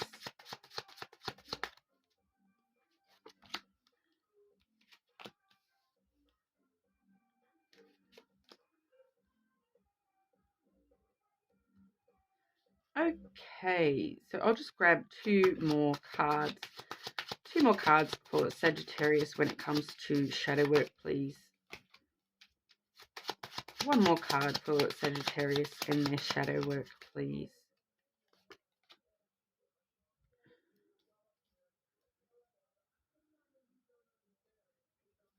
Okay, so we are seeing for you here, Sagittarius, firstly we have the mice, followed by the city, and then the stork card there as well. Okay, so straight away with the city energy right next to that stork energy, I feel as though you're keeping yourself too busy. Like you're not actually stopping and focusing on what you need to focus at. You're kind of in this frenetic, trying to find that this hecticness. You know, cities are super busy places, and there's quite a lot of people in the cities, and I feel as though this is kind of how we're dealing with, you know, selling yourself out by, you know, stretching your energy too thinly. I feel like across too many people, you know, and too much time and and that focusing on, oh, I just got to have this new experience, this new, and you know, you're kind of stirring up all this frenetic, busy energy within yourself, and I feel as though that may actually be a bit of an avoidance thing for you at the moment, Sagittarius. You're kind of involving yourself with too many people, too many different energies, and stirring up, you know, this real frenetic energy within yourself, and I don't feel as though it's actually serving you. It feels as though it's making you avoid looking at this mice card. Okay, you're selling out your true thing at the moment. So I feel that the true thing that we're needing to look at the moment is this mice card. Okay, and the mice does talk about, you know, loss, and it does talk about things that are eating away at us. Okay, so in order to avoid what's truly eating away at us, we're sort of going out and keeping as busy as possible, is the kind of vibe I'm getting. So you're selling yourself short by not actually facing this sense of loss that you are feeling. So whatever's weighing heavily, eating away at your brain there, I do feel as though, you know, rather than actually thinking it through and spending time trying to deal with that and stop and think about that and how you feel about that, you are just trying to stir up all this busy energy and keep yourself busy and avoid, you know what I mean? So I feel like you're selling yourself out by not actually facing these things, because, you know, with that stalk energy too, it's kind of, yeah, you're just focusing on trying to get new, but you're not actually dealing with, you know, the mice that are eating away at you to start with, and you know, as a lot of us do know, you're not able to find that new energy until you sort of deal with the past energy. Okay. And when I've sort of asked for some extra cards there, we have got the mirror and the snake card as well. Okay, so I feel as though that's actually a separate message for you there, Sagittarius. I will get some advice for these issues as well, but I am feeling that this is a bit of a separate energy, okay, because I'm feeling that what's kind of happened here is, with this mirror card, somebody has mirrored back something at you. You know, so someone, if there's been someone recently that has kind of triggered you, you know, you needing to stop and think about why they've actually triggered you. Is it because they're providing you with a reflection of yourself? And that is what's actually triggered you. They've triggered you with something, you know, to do with this mice card. They've kind of triggered you um, into looking at yourself, and you're not wanting to face yourself in the mirror, sort of a thing. You know, and it's probably going to be, you know, you're going to be the thing that's triggered you, right? It may have been some sort of deception or temptation or desire that somebody has shown to you, or told you, or something like that. You know, some sort of energy that you have perceived that energy as like a deceitful type of energy, when really it's not actually being deceitful. They're actually just mirroring back to you something about yourself that you're not willing to face at this current time. So I do feel the falseness in the snake at the moment is actually you not wanting to face something that's been mirrored back at you through somebody else. I do feel as though this is like somebody else is holding this mirror up to you, and you're going, nope, I'm not looking at that. And that's why we're seeing that mouse card in that first bit as well, because you kind of not willing to face possible, you know, your true desires a lot too. I think with that snake card, you know, there's some true desires that you're not willing to kind of face. You know, when it comes to this snake energy, you're kind of not wanting to look yourself in the mirror. You're kind of not wanting to look at your own behaviors and how they can be perceived as deceptive in some way, shape, or form. Okay, so I know that that's pretty heavy stuff to be looking at, you know, but, you know, it is really kind of telling you that if you aren't facing these things, you're kind of selling yourself out, and putting all your energy out into all these other things that are not actually going to be serving your highest good. Sometimes stopping and looking at the loss that we feel, and how we possibly are portraying deception, or seeing deception in others, how that is actually reflecting back upon how we actually feel about ourselves.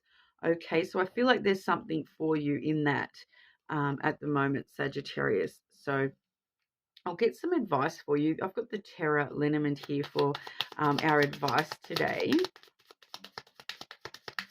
So, like, it's a pretty straightforward message. I'm not really getting much else other than that coming through off that message. But that in itself is quite deep, okay? Having to face certain sides of yourself that you have been avoiding is a hard thing to do, okay? So, but the universe kind of really wants you to know about this at the moment, and wants you to know that you're spreading yourself too short when it comes to this city energy. Spreading your energy across too many people instead of yourself. Okay, you're giving too much energy to others instead of actually stopping and focusing on yourself. Okay, advice for Sagittarius, please. Advice for Sagittarius, please.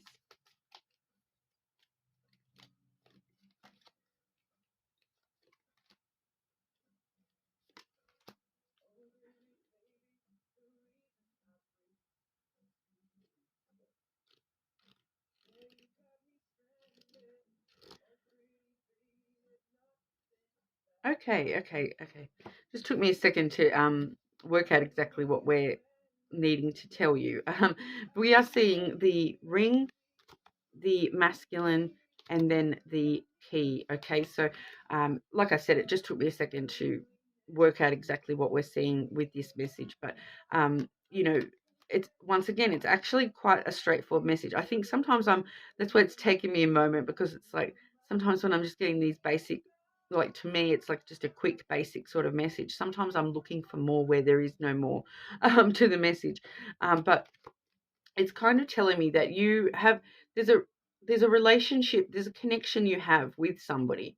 Okay, so you have a connection with somebody. It may not be a love relationship. The ring does not always talk about relationship, like love relationships, but because with the masculine there, I don't normally genderize the male and female cards, but I do feel as though this is actually talking about an actual male, and it's very likely that it's somebody like a father figure to you, some male of importance in your life, and I am getting that vibe that it's somebody older than you. Okay, so if there's a specific male that comes to mind, that may possibly be older, more mature, like a mature masculine in your life, that you have a strong relationship with, because it is somebody that you've got a strong relationship with, but it's talking about a specific person here.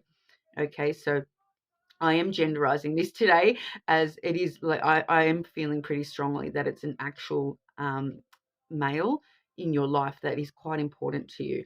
Okay, and if it's not an actual male, it's just going to be somebody who embodies a lot more of the masculinity type elements. Okay, so we're looking at they're going to be quite a stoic character, a non-emotional character, a character that comes from logic quite a lot, but they actually have something for you. Okay, so when it comes to this issue, okay, maybe talking through this issue that you're not willing to face, talking it through with this masculine energy, because they've got the key to success of how you need to be dealing with this issue.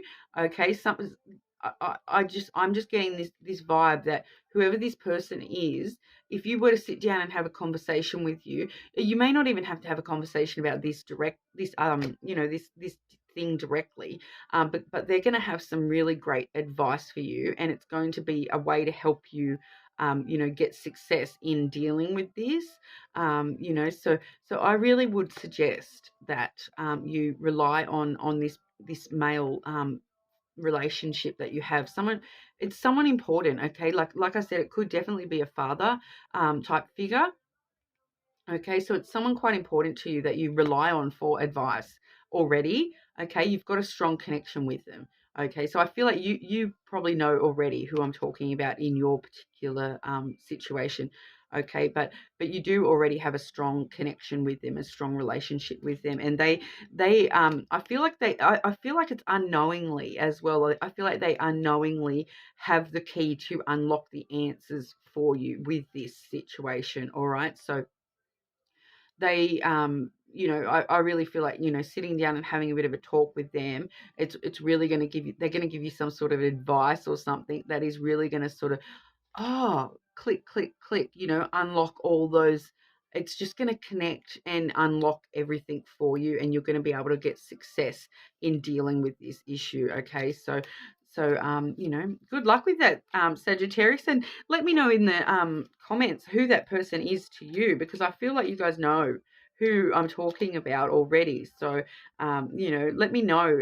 Is it a father figure, or is it somebody else in your life that you're quite connected to, that you feel is going to be this person that's going to be giving you this advice? And I feel like they might not even know that they're giving you advice when they give this advice to you. Okay, so that also is quite interesting to me. So let me know in the comments who that person is to you. And everyone that does comment will also go in the draw for a free personal reading as well. So double whammy. But moving over to Capricorn, how are we, Capricorn? I'm just doing our full moon shadow work reading today, Capricorn. So Capricorn and their shadow work. What does Capricorn need to see in the shadow?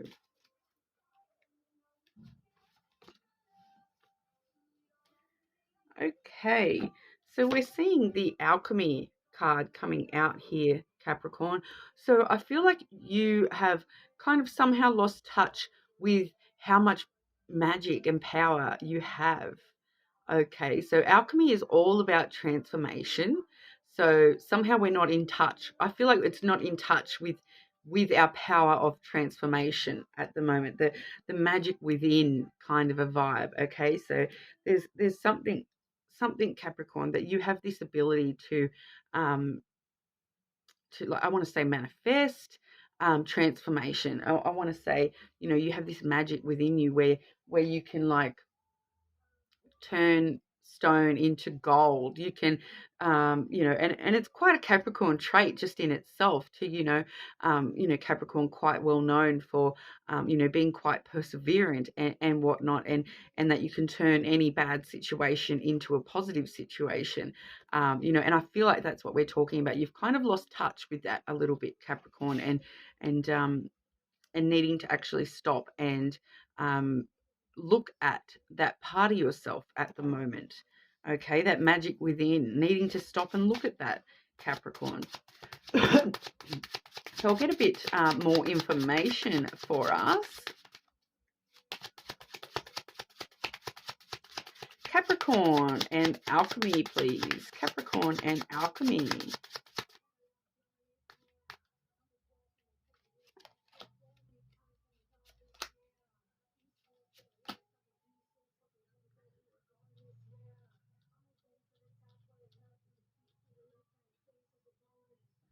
Okay, and Capricorn general shadow work, please.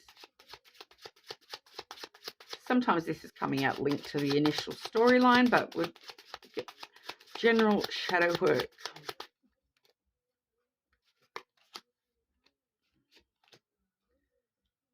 Okay, so I feel like it's all kind of linked up there, Capricorn. Just wanting to see what else we've got there. I'm just going to take me a second to make sure I'm going to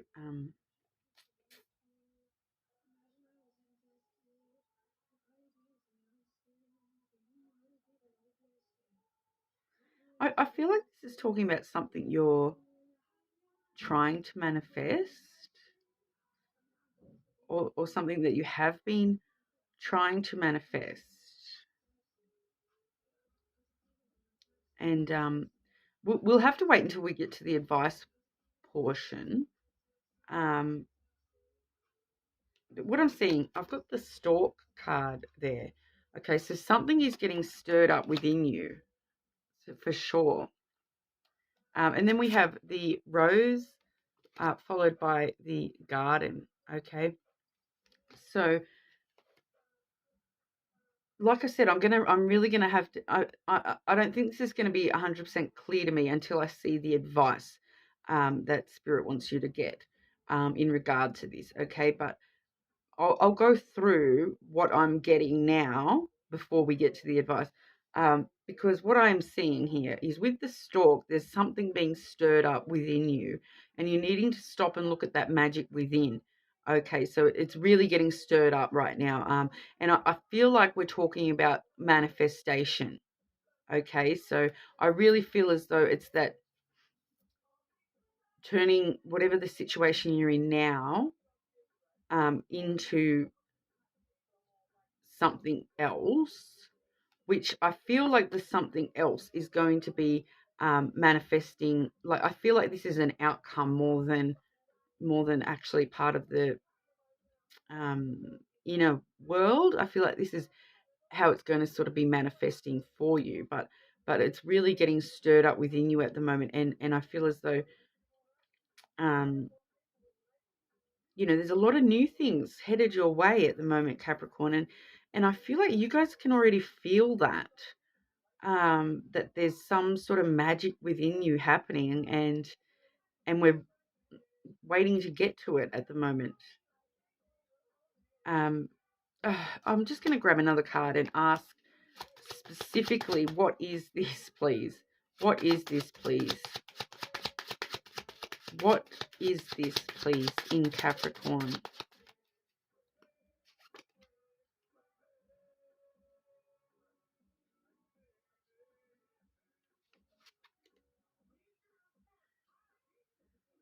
Okay, so we're getting the octopus card come through for what it is. So what does octopus, when I say octopus, what does that symbolize to you, Capricorn? Because that might be quite important here. This octopus energy is quite an interesting energy, and it's all I'm getting from this is that, like squid ink kind of a vibe, like the ink is clouding everything at the moment and covering up what exactly this magic is. But it's something that you're like, it's like you're smarter than you realize, and you've got more power than you realize. Definitely coming through.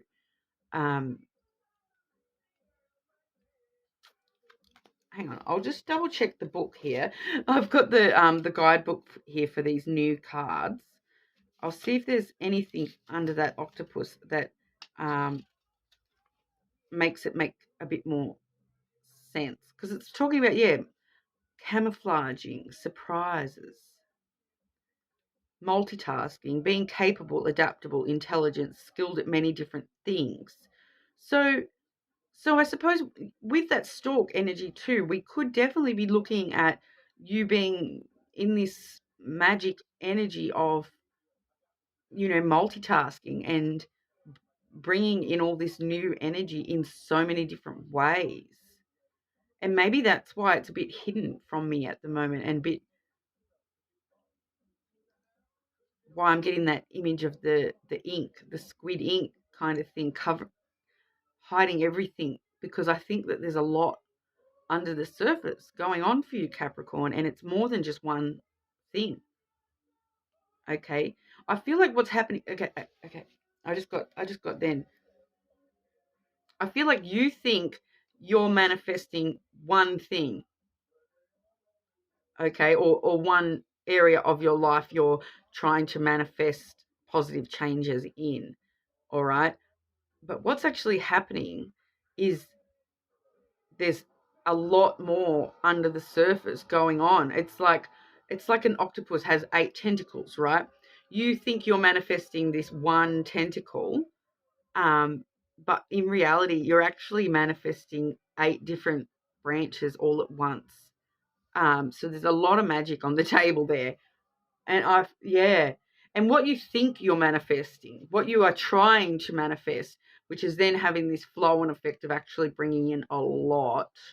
Because I'm getting a lot of, I think that's why I'm struggling finding the specific meaning, because I'm just getting like so much. And sorry about any background noise. I can't close, like, that window is already closed. I can't block out the sound any more than it already is. So if you can hear my neighbor like whippersnipping or whatever they're doing, I'm sorry. But that's just adding to this energy for you at the moment. There's just so much going on, Capricorn, under the surface and hidden from us. Like the curtain is hiding what's going on behind the window, okay? And that's what this squid ink is doing. It's hiding what's going on under the surface with you, Capricorn. There's a lot going on, okay?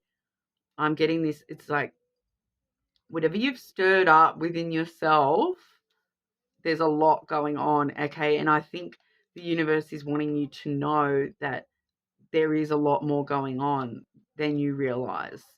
All right, because with this rose, obviously beautiful romantic gesture, a rose. Be wary of the thorns. Make sure you pluck those thorns before you give that away to somebody. But also the garden there, that does talk about meetings, places to meet, being more sociable, things like that.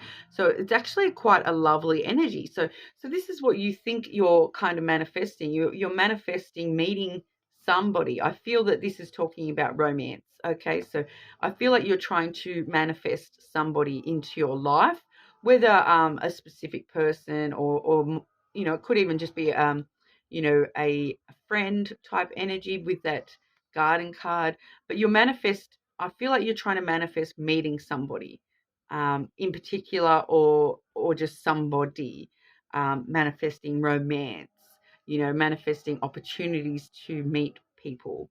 But it's stirring up a lot more than you are realizing. Okay, so I think Spirit just wants you to realize that you're stirring up a lot of different things here. You've got a lot of different things that are going to come from this. Okay, so I'm not saying stop manifesting. Like I said, we're going to get to the advice portion as well. But the other message I did get for you there, Capricorn, we've got the astral card. So it's a bit of a wild card, that one. And then we do have the clouds card here as well. Okay, so I feel like it's, once again, we're looking at the magic, okay? Because with the astral, that's a similar sort of energy to the alchemy. We're looking at manifesting. We're looking at astral traveling abilities. We're looking at that astral world, that that other layer to life. That we're not looking at reality when it comes to this astral card. We're looking at to the things under the surface. Okay, and you can see here in this card, you can see the third eye shining brightly. Okay, but I feel like that's letting us know we're being blocked from that energy a little bit. That's why we're not able to see quite so clearly all this magic being manifested and whatnot. We're allowing our overthinking and our anxiety about that stuff and about it all to sort of overcome us. We're allowing logic to overcome that. So I feel like it's going to be telling us, scrap the logic, and roll with your heart and roll with that 5D stuff. Roll with that magic within you, because like Capricorn, this is a huge amount of power. Okay, I'm seeing a huge amount of power here. You have a lot more power than you realize. Okay, so if you are trying to manifest certain things, we'll get some advice. Okay, but there's a lot more coming in for you than you're actually focused on. All right, you're allowing logical thought to cloud your judgment a little bit, and possibly your anxieties or overthinking about things. You're allowing that to cloud the realm of possibility, basically, because the realm of possibility is huge, but you're only seeing part of it. Okay. So if you think, like I said, if you think about it like an octopus. You're the octopus head, right, over here, controlling the whole thing. You're focused on just one tentacle, but you've got 7 more that you need to focus on the whole picture, the whole. You need to focus on your whole self and your whole life at the moment, not just one tentacle. Okay, so if you're trying to manifest love, for example, you need to stop and focus on manifesting everything around love as well, not just love. You need to focus on, hang on, okay, well, if you're trying to manifest anything, I suppose, like focusing on, even if you are doing something like that where you are trying to manifest specific things, expand, okay, expand. And 8, I'm going to go with that, with the octopus card. I'm just going to say straight up, if you're focused on one thing, don't focus on 8 things. Expand your focus to 8 different things instead of just one thing, because you'll be able, I think you're going to have much more luck manifesting that one thing if you're focusing on all 8 areas. Okay, so it is what it is. The messages I get are what I get. I just pass them on to you guys. Okay, but what advice do you have for Capricorn, please? What advice do you have for Capricorn here?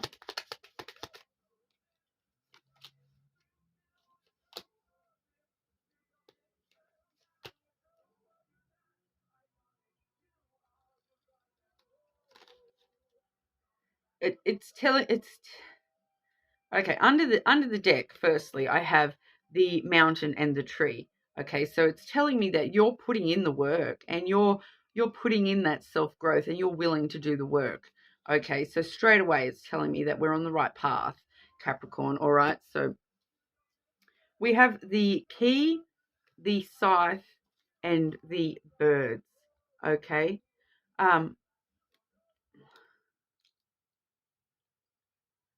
So your advice is to keep unlocking these doors within yourself, because it's going to bring in so much success.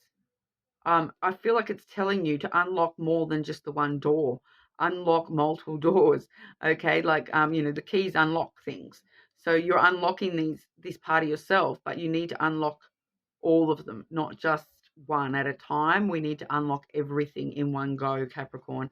And then with the scythe and the birds there, I think it's just sort of letting us know that, if you focus on unlocking the entirety of yourself, if you focus on unlocking everything, it's going to bring in some huge sudden changes for you, some big changes. Okay.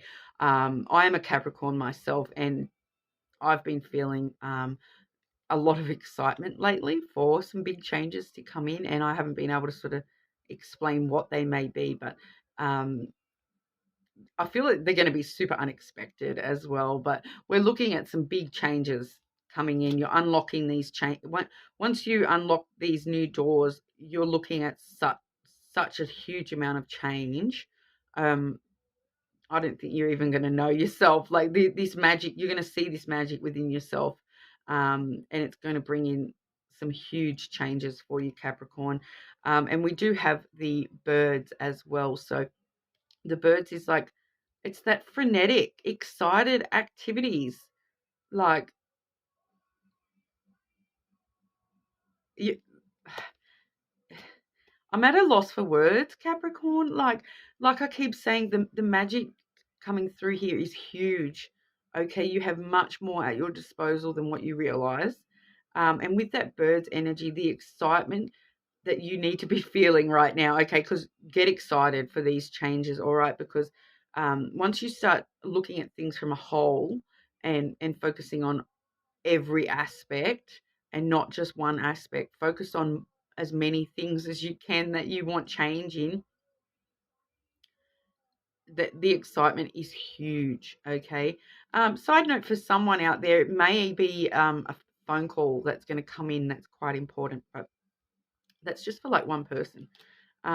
but that's going to bring in that big change. Okay, so whoever that's for, if you do get an important phone call, that was probably you.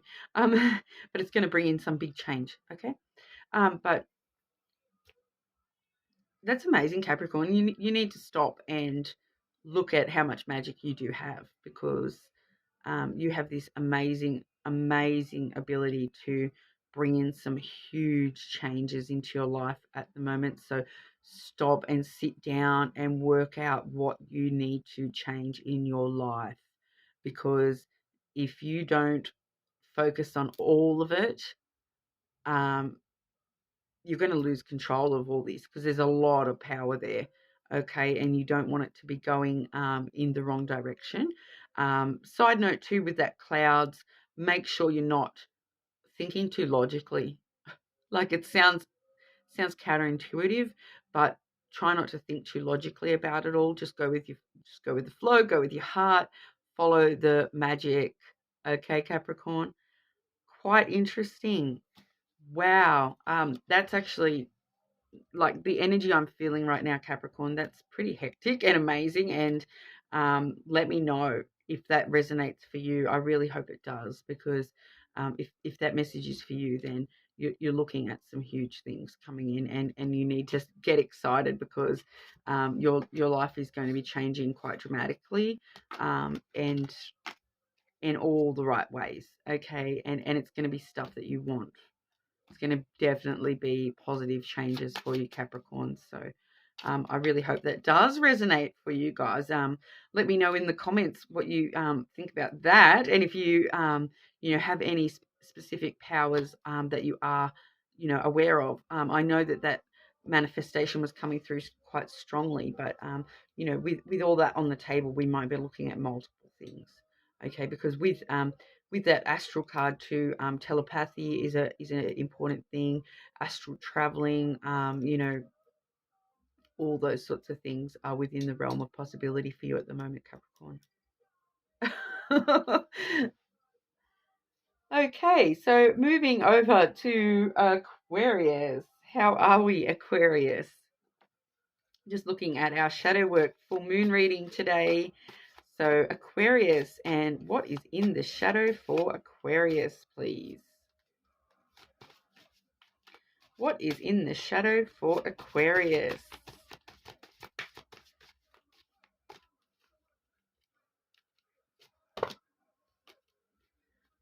Okay, so already I can tell you we're probably going to be in a bit of a tough energy here, Aquarius. We are looking at the card Victim Consciousness, okay? So we're going to be looking at, that victim consciousness, okay? So getting out of that, basically,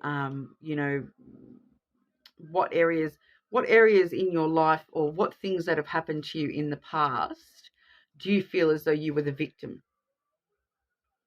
Quite a lot of the time, I don't want to be too controversial or anything like that, because quite a lot of the time, if you're feeling like you were the victim in a situation, you probably, there's a high chance that you were a victim of a traumatic event or those sorts of things. I don't want to victim shame or anything like that, because I've been through quite a lot of traumatic things myself, where we all know that there's circumstances where you definitely were the victim in that situation, but what we're talking about is not being the victim, but playing the victim. Okay, there's a different thing.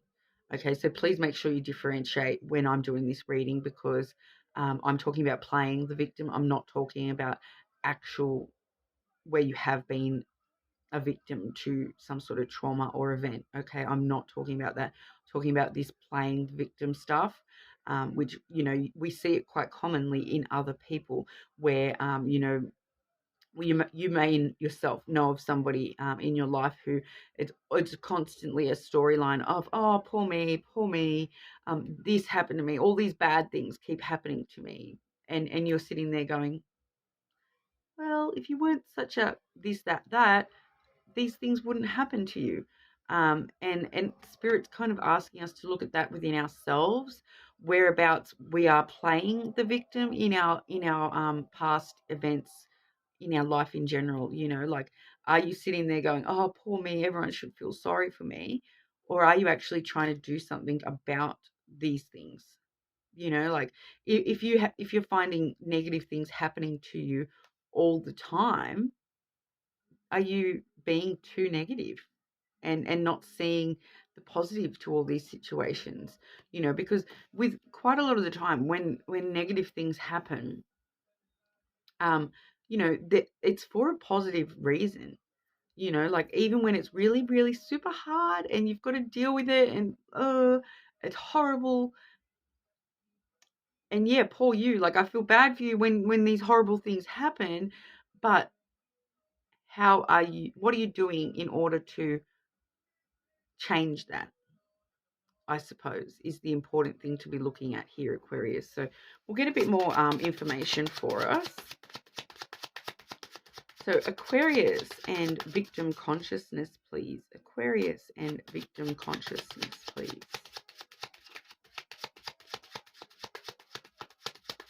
I'm not going to lie. I do know an Aquarian person who doubtfully, probably not watching, but I do know of at least one Aquarius person, possibly I might know two, that I have actually cut contact with due to this.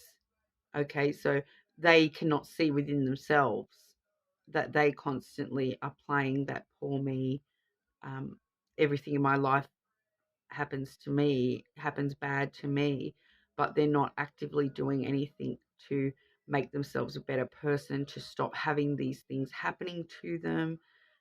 You know, the main person I'm thinking of here, he has a victim complex where he, you know, I've known this person for a very, very long time, and you know, in it, he has not changed.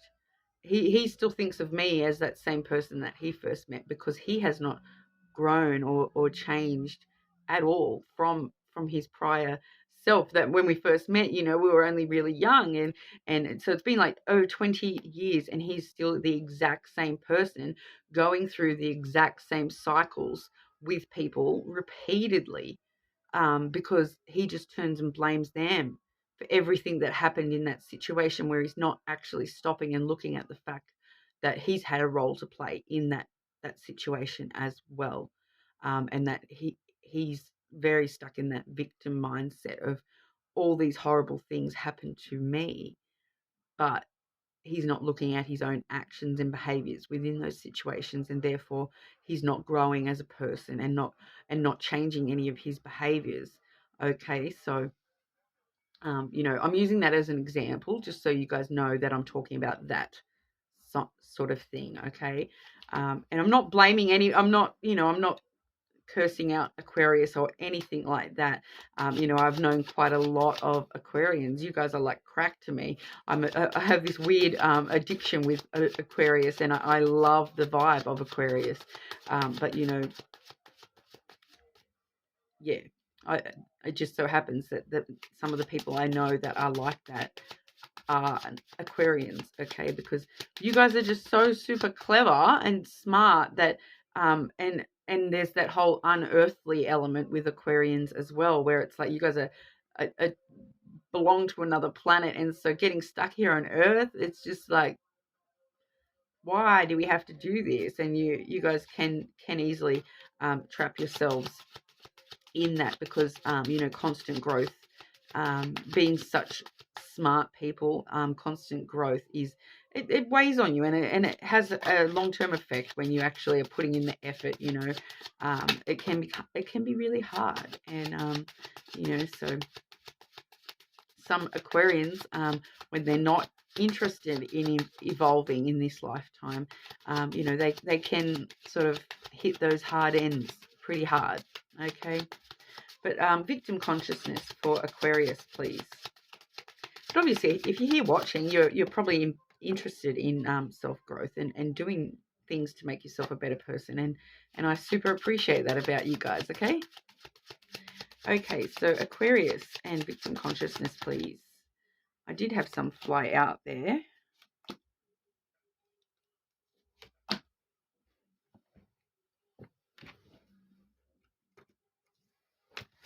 But that was like too many. So I'll just shuffle those back in. And then I will grab 2 more for us. I'm just making sure. These dark black cards, and then they fall down into like a dark black area. Can't see. Okay, so Aquarius.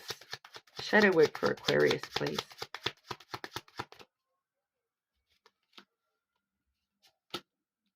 Okay, one of those was one of the ones that fell out. So it definitely wanted to come out. Okay, so when it comes to the victim consciousness side of things, we're looking at the heart, we are looking at the whip, and we are looking at the beetle. Okay, so what we're kind of straight away sort of feeling is that I feel like we're talking about some sort of heartbreak where we're not actually looking at our own role in that heartbreak as well. All right. So when I see the heart come on through there, yeah, we do talk about issues of the heart, that heart space energy. Okay. And with the whip there, the whip really does talk about quite a lot of things. It can talk about a bit of self-punishment as well, all right, but also tension, troubles, dramas, conflicts. So we've had conflict with somebody that we care deeply for. All right, I'm feeling that we have had some sort of conflict for somebody that we care deeply for, and we're just unwilling at the moment to look at both sides of the story.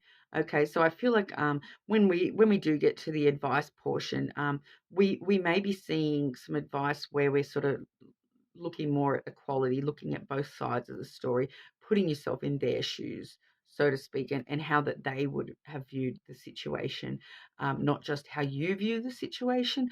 So when it comes to victim consciousness, there is a big part where it does talk about, are you the only victim in this situation? Because, a lot of the time, if we're feeling heartbreak, they probably are too, okay? And they're probably beating themselves up about it just as much as you are, okay? So I know we're talking about some hard issues here, Aquarius, and I am sorry that we are talking about some hard issues, but with the beetle there, we do, that's pretty much, I feel spirit telling us, put in the hard work to overcome this issue, to overcome our role in this, okay, and actually stop protecting your little soft gooey heart insides, and actually face yourself a little bit more with this issue. And because the beetle is very protective, but it does also have that element of working together.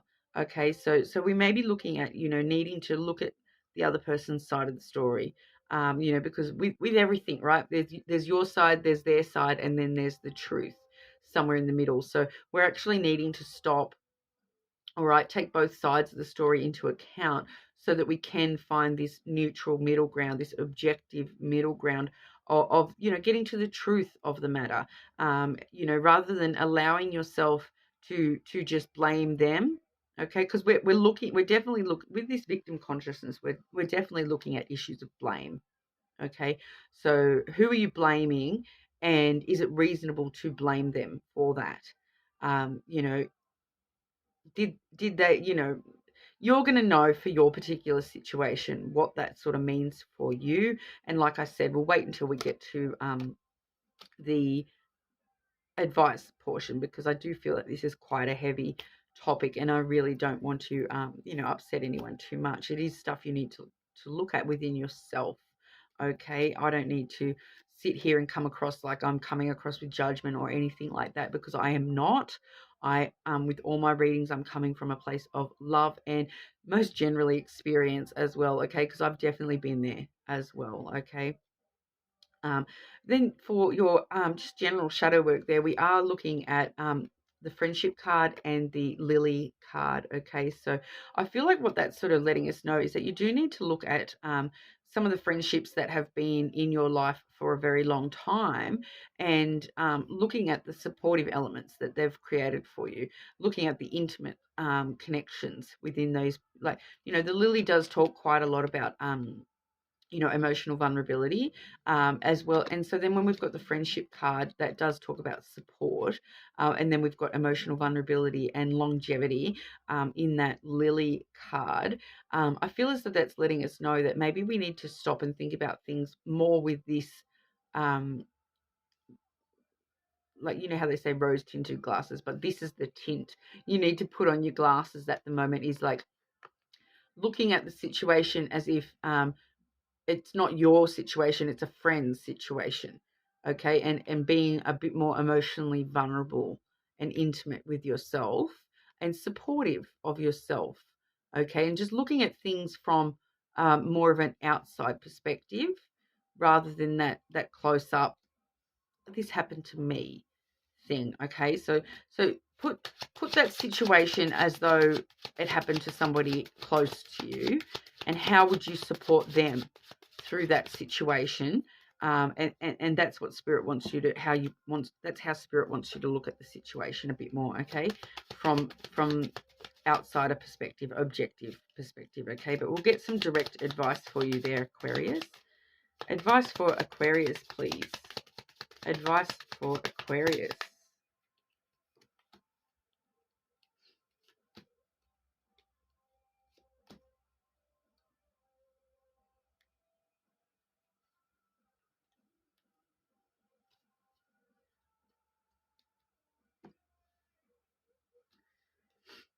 Okay, so your advice, Aquarius, is, stop overthinking it. Stop allowing this to dwell in your thoughts so much that you are the victim. Stop allowing this victim mentality to overcome your thoughts.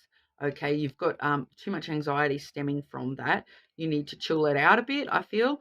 I'm going to be a bit harsh here. I can't help it with this particular message, okay? But yeah, you're overthinking it too much. You need to look for the positives and that in the situation. You need to look at it from other angles. Okay, with every cloud there is a silver lining, and you need to find that silver lining for yourself there. Okay, with the fox energy there, that does sort of say, yep, okay, cool. We know that we've been focused on our self-survival, all right, but and you've been telling yourself what you need to hear up until this point. Okay, you've been telling yourself, it's been somewhat manipulative and deceptive. Okay, because you've been telling yourself what you want to hear, not what is actually for your higher good. Okay, and like I said, sorry, I'm going to be a bit harsh here, but it's telling us to cut the crap and close it out. Close out this victim BS. Close the door on that. Close that cycle off, because you need the new beginnings that come with the coffin card. You don't need to get stuck in the way that it's ending. I feel like that's exactly what it's telling us, is that you're not closing it. You're not closing this issue. You're stuck in this victim mentality at the moment, and you're not closing it. You're not dealing with it. You're not, kill it off. Kill off that victim mentality, so that you can be reborn again into something better, a higher version of yourself, a better version of yourself. I'm sorry if that's harsh, but that's the message I'm getting to give you. I am so sorry that that's harsh, but I've got to tell you what I'm given, okay? And this is where I claim the victim, because I claim that I'm not saying that at all. I'm just saying this is where I say, someone else wants you to hear that. That higher power, that higher version of yourself wants you to hear that message, even if it's harsh. Okay, so I'm sorry.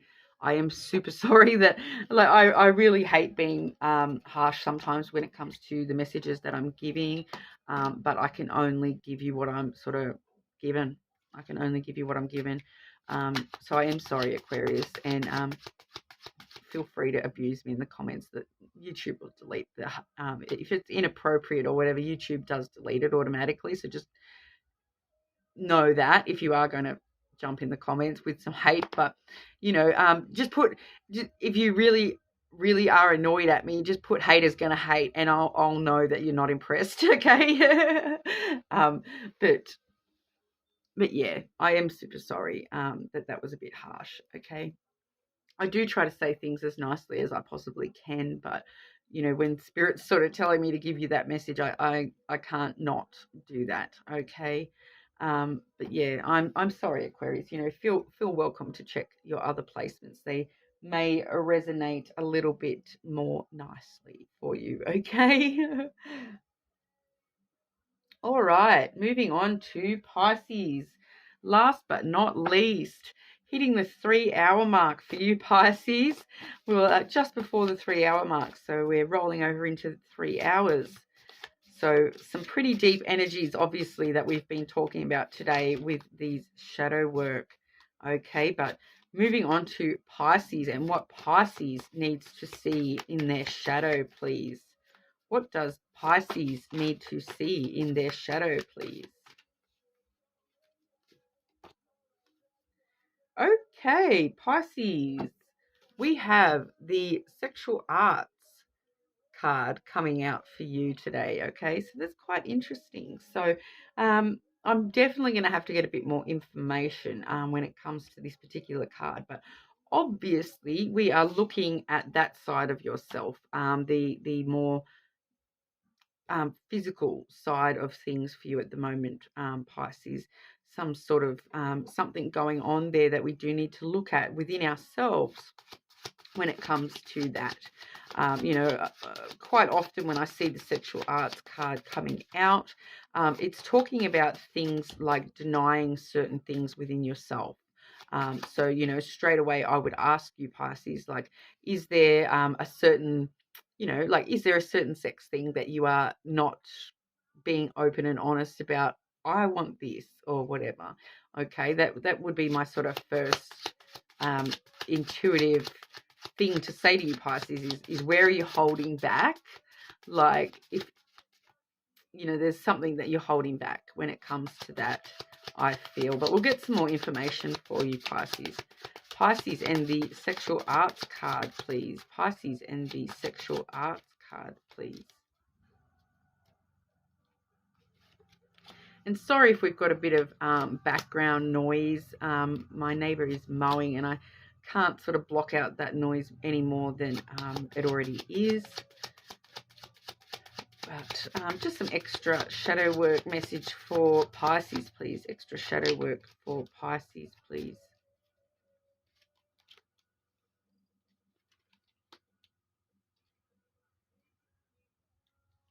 Okay, so Pisces, when we're looking at that that sexual arts card there, what we are seeing is the feminine in the middle there, encapsulated by this fish energy and then the cat energy as well. Okay, so the fish energy is all about sort of like abundance. It is a Pisces. I do read that as a Pisces card as well. It is also Gemini and Aquarius as well, but that may be relevant to you, Pisces. It is a sort of Pisces card, the way that I do read. But what I'm sort of getting from this particular energy when it comes to this sexual arts thing, okay, is that you here in the middle, Pisces, is where the problem lays. Okay, where we're finding with the feminine energy really does talk about that softer side of ourselves, that more intimate, nurturing side of ourselves. And it's quite an emotional energy as well. The feminine energy can be quite based in emotions. But what I'm sort of feeling is why I feel this is kind of the issue for you, Pisces, is you're not allowing yourself to access this as much as you should be. You're kind of denying your feminine side a little bit. When it comes to sexual arts as well, I do find it important to mention that this energy is a little bit more submissive, okay, and you're not allowing yourself to be in that energy. Okay, and I feel like that's why that's coming on out. I am also seeing the fish and the cat here. Okay, so the cat has quite an interesting energy. I'll get to that in a moment. But the fish energy there does talk about abundance. Okay, so I feel like these are actually all things that you're holding yourself back from, okay, when it comes to sex and the sexual arts. Okay, even just in that, even if you're not interested in that at the moment, we can be looking at desire, elements of desire and passion. Okay, and you really, I feel this the most strongly, that you are blocking that feminine energy at the moment, and needing to get back in touch with the more feminine sides of yourself, the more nurturing, loving, caring, emotional side of yourself there, Pisces, and really needing to, put that femininity on display a little bit more for yourself. Whether you're a masculine or a feminine, it doesn't really matter. We're just talking about that energy, okay? And I feel that you're kind of avoiding that energy at the moment, and not being very nurturing with yourself when it comes to more physical, sexual type elements, okay? But like I said, that sexual element could just be passion and desire for things, okay? So be a little bit more nurturing with yourself about the things that you truly are passionate for and the things that you do truly desire in this world. Okay. And the fish energy does talk about abundance. So with the shadow side of that, you kind of, you're holding yourself back from being fully abundant. When I do see this in this sort of context, I do feel it's important to mention that you're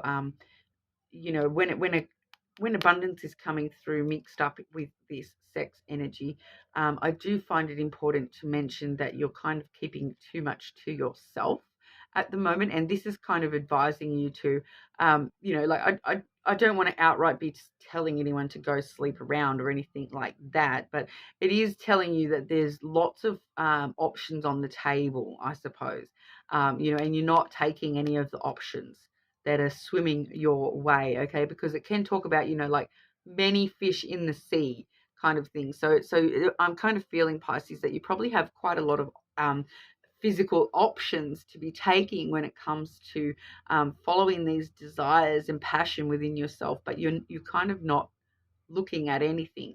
I feel like I'm talking to a Pisces that may not be very interested in um, the sexual idea at the moment. Like I said, I'm not just talking about the physical sex stuff. I'm talking about, um, you know, that desire, and sex is intimate as well. So there's a lot of intimacy to be had when it comes to the world in general. Okay, and you're kind of holding yourself back from creating that in an abundant form for yourself.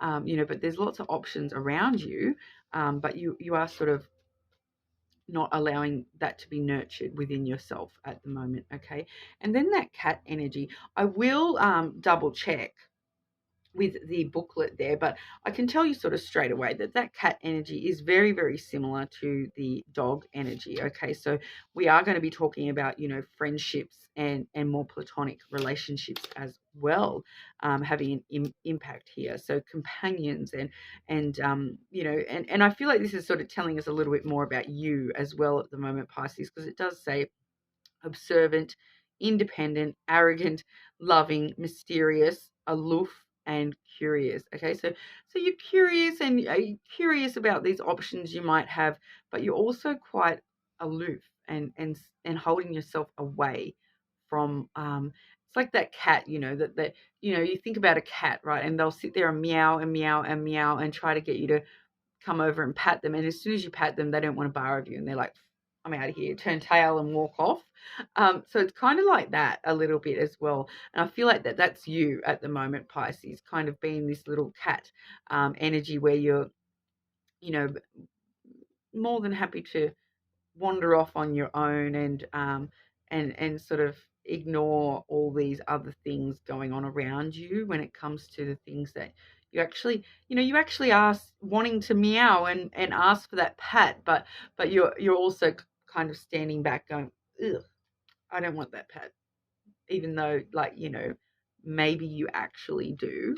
So it's just sort of asking you to look at yourself a little bit when it comes to those sorts of things, Pisces, because that I do feel that sense of aloofness and that sense of not wanting to be emotionally vulnerable, but you do have quite a lot of options around you, and Spirit is kind of asking you at this time to just be a little bit more open, not necessarily to go out and, like I said, not necessarily go out and do anything crazy, but just to be a little bit more open to opportunity.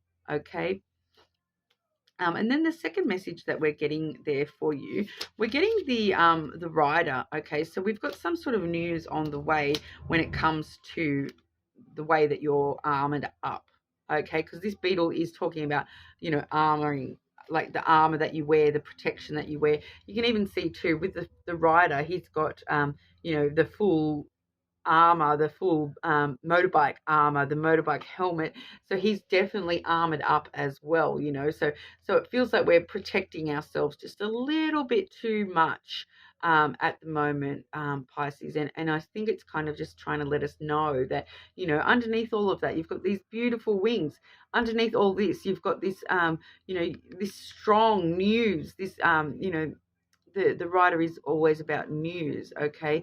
But you know, so there's some sort of something within you that wants to come to the surface at the moment, you know, and it's something quite soft and feminine with that woman on the table as well. So you know, whatever it is, it's kind of letting us know, look at how much armor you are putting up against the world at the moment, Pisces.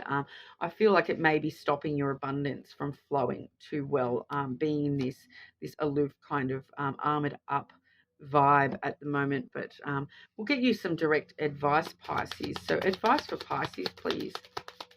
Advice for Pisces, shadow work, please. Advice for Pisces, please.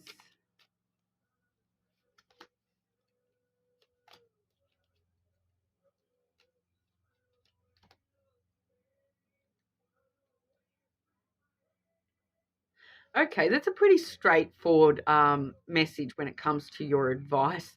Okay, so what we're kind of seeing, we're seeing the ship followed by the mice, followed by the man. You guys have been getting mice quite a lot lately, okay? But what I'm kind of feeling is I'll explain this energy I'm getting firstly, okay? Because what I'm sort of seeing is, you know, like we saw with that feminine energy not being shown, we are now seeing you in this masculine energy, okay? This aloof energy, this not revealing your true feelings about things, okay? And it's kind of kind of like with the mouse card, it's coming through straight through, as you know, it can talk about loss and things that have been eating away at you. But all I'm getting from this is like, lose it, this, lose this energy. That's what your message is. It's lose this energy, lose this masculine. I've got to be in control of my feelings energy, because that is going to eat away at you more than anything. You know, that's going to eat away at you and take from you more than you realize. Okay, so it's pretty much just, like I said, it's very straightforward when it came to this section of the reading. It's your advice is to lose this because yeah, he's being so stoic and non-emotional and not letting anything show, and it's like yeah, that control element. Okay, so he's trying to control his emotions too much, and it's telling you, lose that energy where you're in control of your emotions and let them out. You know, lose that armor, like we saw with the beetle and the rider. Lose that armor altogether, because it's telling you, set sail, take a journey, take a travel, you know, go traveling. Like not necessarily physically, you know, it could be metaphysically there. So it's like, start a new journey within yourself, and you know, set sail into some new energy, and lose the crap, lose that masculine energy, and try to embrace that feminine energy, and you'll set sail on a whole new adventure. Okay, it's that's what I'm getting for you, Pisces. I can't get any more detailed than that, because that's pretty much all I'm getting for that advice card there. So, you know, that's going to resonate differently for everyone. You know, feel free to check your other placements if that didn't resonate for you. You know, feel more than welcome to check your other placements there. But yeah, like I said, once again, I do just want to reiterate that that sexual arts card, it may not actually be talking about physical sex. It may be talking a little bit more just about that passion and desire, and that more intimate side of ourselves, that more, you know, desirous side of ourselves. Okay, so I just wanted to make that clear. All right, but leave me a comment and let me know what you thought. Everyone that does comment will go in the draw for a free personal as well when that's drawn. So make sure you subscribe so you can keep updated. But if this is where we leave each other, thank you so much for being with me today on this full moon shadow work reading. I hope it helps, and I really super hope that I haven't been too confronting or harsh in any of the messages today. If I have triggered anyone, I am super sorry. Like I said, if you do get a bit triggered or whatever, you're more than welcome to turn away and face it another day. Okay, but thank you so much. I was super excited to do this read, and I can kind of see why. We got some really strong messages coming out today. So thank you all for sticking with me this far, and I'll see you all again soon.